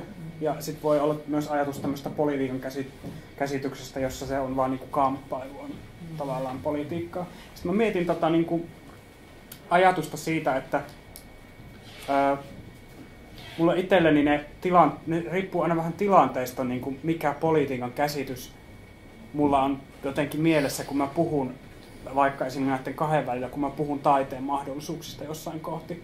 Ja sitten mulla niin tulee koko ajan sellainen olo, että niin siitä pitää olla niin kuin, tavallaan erilaisia politiikan käsityksiä, päällekkäisyyksiä ja niin kuin, tilanteissa riippuen, että, niin kuin, että pystytään luomaan sillä tai jotenkin yrittämään edes sen taiteen kanssa luomaan jonkinlaista muuta merkitysavaruutta kuin esimerkiksi tämmöinen uusliberalismi. Ja sitten se, niin kuin, että mä en niin kuin jotenkin usko tähän tavallaan myöskään tällaisen vastakkaisen asetteluun, että jos on niin kuin tämä ajatus siitä, että joko luodaan tällainen uudestaan tällainen porvarillinen tai tällainen niin kuin holistinen ihmiskuva tai sitten jotenkin rajoittunut, jotenkin, että se olisi niin kuin avain siihen, että me niin kuin tavallaan mennään jomman kumman taakse. Ja sitten mä mietin sitä, te sanoitte äsken, että sen Keynesin kautta pystyy ujuuttamaan siihen jotenkin siihen niin kuin, poliittiseen keskusteluun jotain, tai siis talouden keskustelun politiikan ehkä näin voisi sanoa. Niin, mä mietin sitä, että mikä se taiteen roolina tavallaan niin kuin olisi, että tai tämä on ehkä kysymys, että mikä politiikan käsitys meillä pitäisi olla silloin taiteen kanssa tavallaan, kun me tullaan siihen tilanteeseen. Tai niin kuin mietin vaan. Ei mulla ole mitään vastausta siihen, mutta niin kuin. Minusta olisi mukava ajatella, että jos olisi sellainen tilanne, että jos taidetta laajenkaisi, mitä me sitten tehtäisiin? Tämä porukka. Mulla on ratkaisu yhteen kysymykseen siihen, että miten taidetta voisi tulla lähemmäs ihmisiä ja miten siitä poistuisi semmoinen tietty yläluokan mystiikka. Olisi ihan näin simppeli ajatus, tämä ei ole mun oma, tämä mä kuulin ihmefestareilla, eli alikulkutunnelit. Miksi ne on harmaita, ketä se oikeasti häiritsee, jos niihin saisi tehdä kuvia, keneltä se on pois. mä en henkilökohtaisesti tunne yhtäkään ihmistä, joka tavallaan on sitä mieltä, että ne täytyy olla harmaa. Mutta jostain syystä siihen käytetään aivan älyttömästi rahaa, että niitä koko ajan maalataan harmaiksi. Siinä ei ole mitään järkeä. Raha voitaisiin käyttää muuhunkin. Plus kansalaiset voisivat niinku kännipäissään mennä kirjoittelemaan jotain pahoja sanoja sen sijaan, että ne menee niinku vetämään ihmistä rakkiossa turpaan. Mä uskon, että ihan oikeasti Suomessa aggressiorikokset myös jossain määrin laskisi. Esa. Niin, ehkä ongelma tässä keskustelussa osittain on liittyy siihen ihmiskuva-ajatukseen. Puolustaako taide mitään ihmiskuvaa? Ehkä juuri ei. Sen sijaan uusliberalismilla on ihmiskuva ja se on normittava. Ja kaikki mikä jää sen ulkopuolelle niin leikataan pois. Tämä on vähän vaikea asetelma, jos mietitään ihmiskuva vastaan ihmiskuva.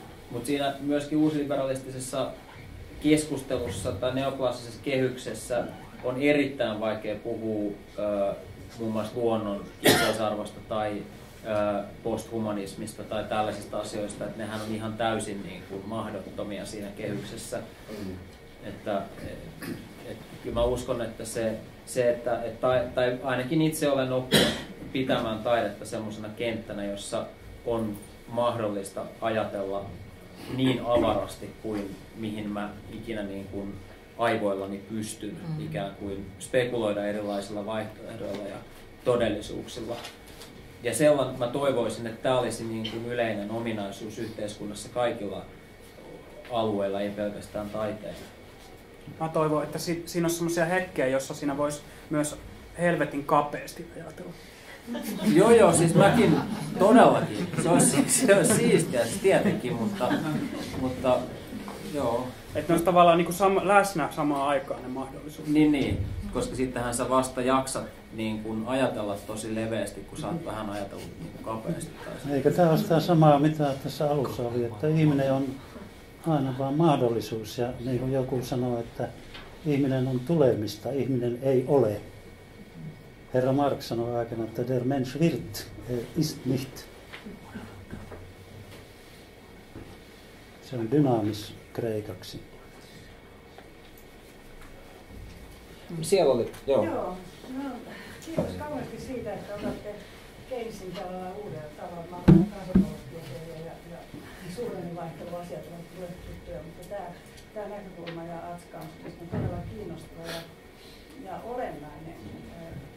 Täytyy lukea niitä tekstejä, mitä siihen liittyy. Mun tulokulma tähän taiteen kysymykseen liittyy siihen, että olen intohimoisesti kehittämässä vaihtoehtoista opetussuunnitelmaa peruskoululle.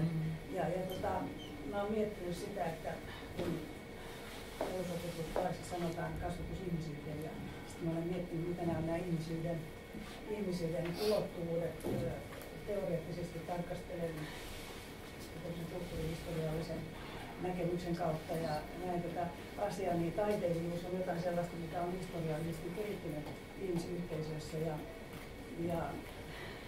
jotenkin se liittyy tuohon, mitä äsken oli tuossa puhekentässä niin kuin läsnä, siis tämä ajatus, että siis tämä ihmisyys, potentiaalisuus, siis ihminen on kulttuureja, moraalikulttuureja ja merkityksiä luova olento ja tähän tämä Keynes nyt liittyy siis tämä idea, että talous pitää olla hengissä niin kuin myöskin elukat, niin ihminen on tietynlainen olento, ihminen luo sivilisaatioita ja merkityksiä sille elämälleen ja se taiteilijuus jotenkin liittyy siihen inhimillisen kokemuksen ja ihmisyyden niin kuin,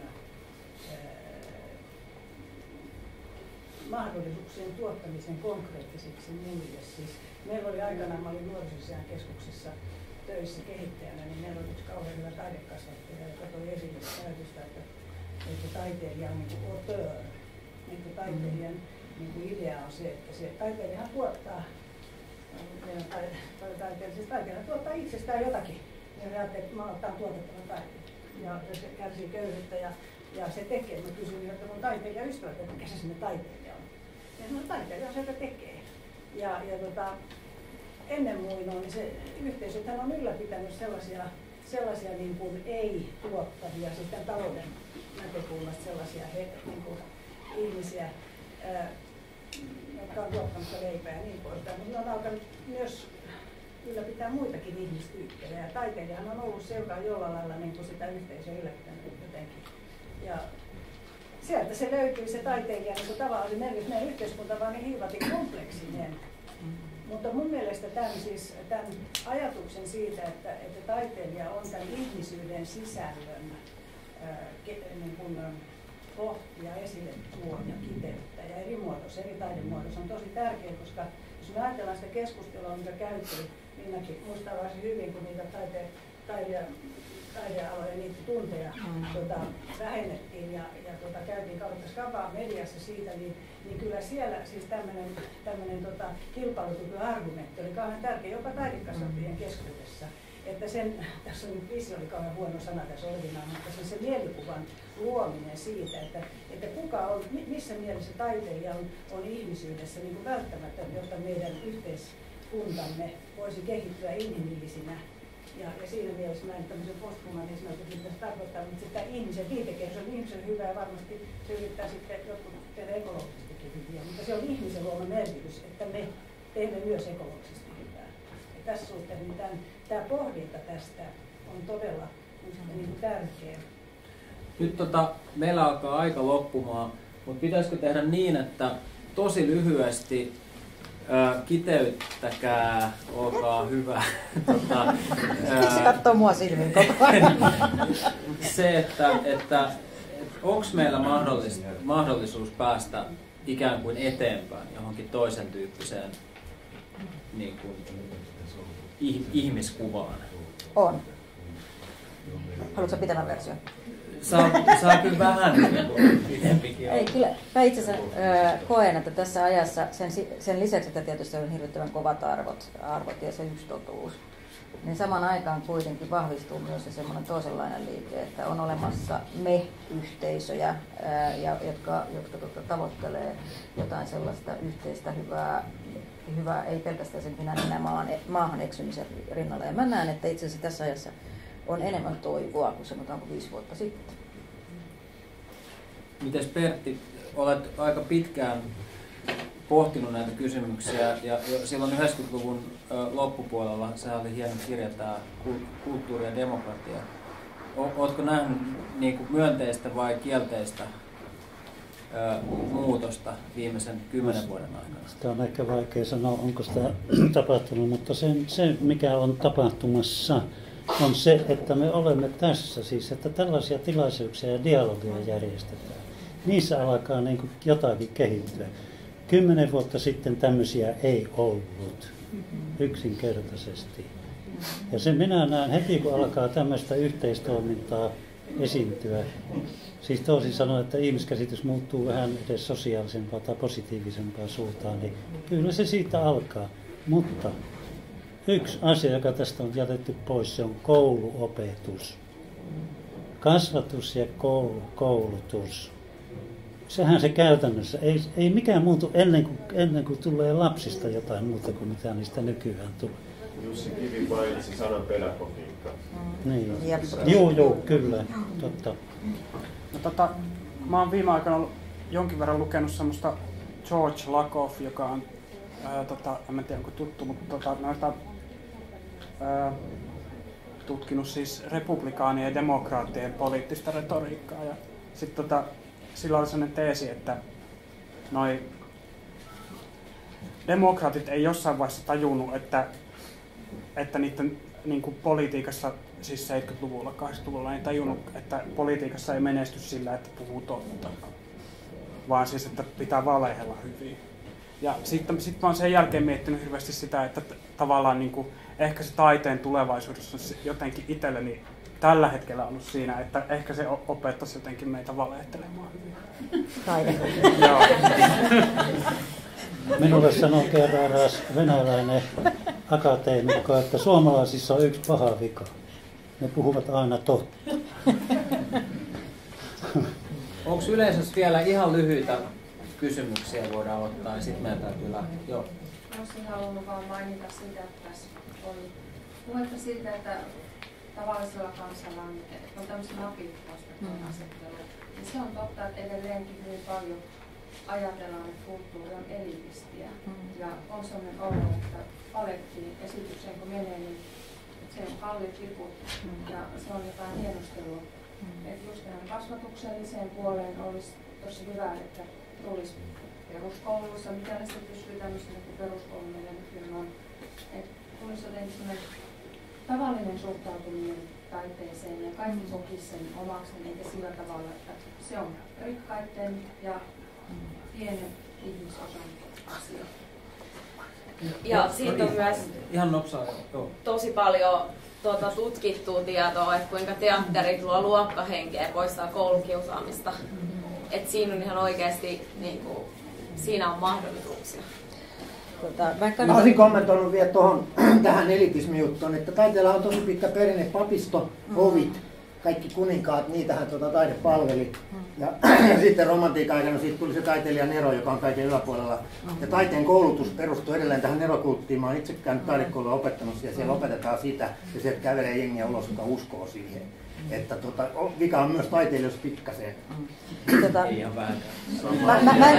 Mä en usko siihen ajatukseen, että ihminen on tyhjä astia syntyessä. Että kyllä me varmaan jotain semmoista geeniperimää ja jotakin itseämme syvällisempää kannataan siinä, mutta mun täytyy sanoa, että tänä aamuna oli aika ihana, kun mun lapsi oli ekaa kertaa yökullessa ja mä aloitin 7 aikaa aamunen niin, että tämä nuori mies oli laittanut radion täysillä pauhaamaan, se tuli klassista musiikkia ja hän ei tiedä, että klassisen musiikin tahtiin ei diskoilla, mutta hän diskosi siellä. Eli kyllä mä näen, että tässä on totta se, että myös se kokemisen niin kun, mahdollisuuden antaminen mahdollisimman monelle niin on tärkeää.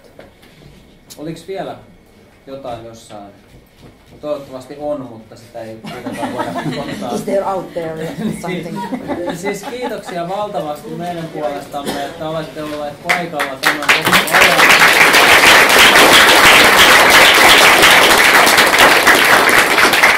Ja tietysti valtavat kiitokset meidän panelisteille ja kaikille, jotka esitti kommentteja. Ja ehdottomasti toivotaan, että keskustelu jatkuu.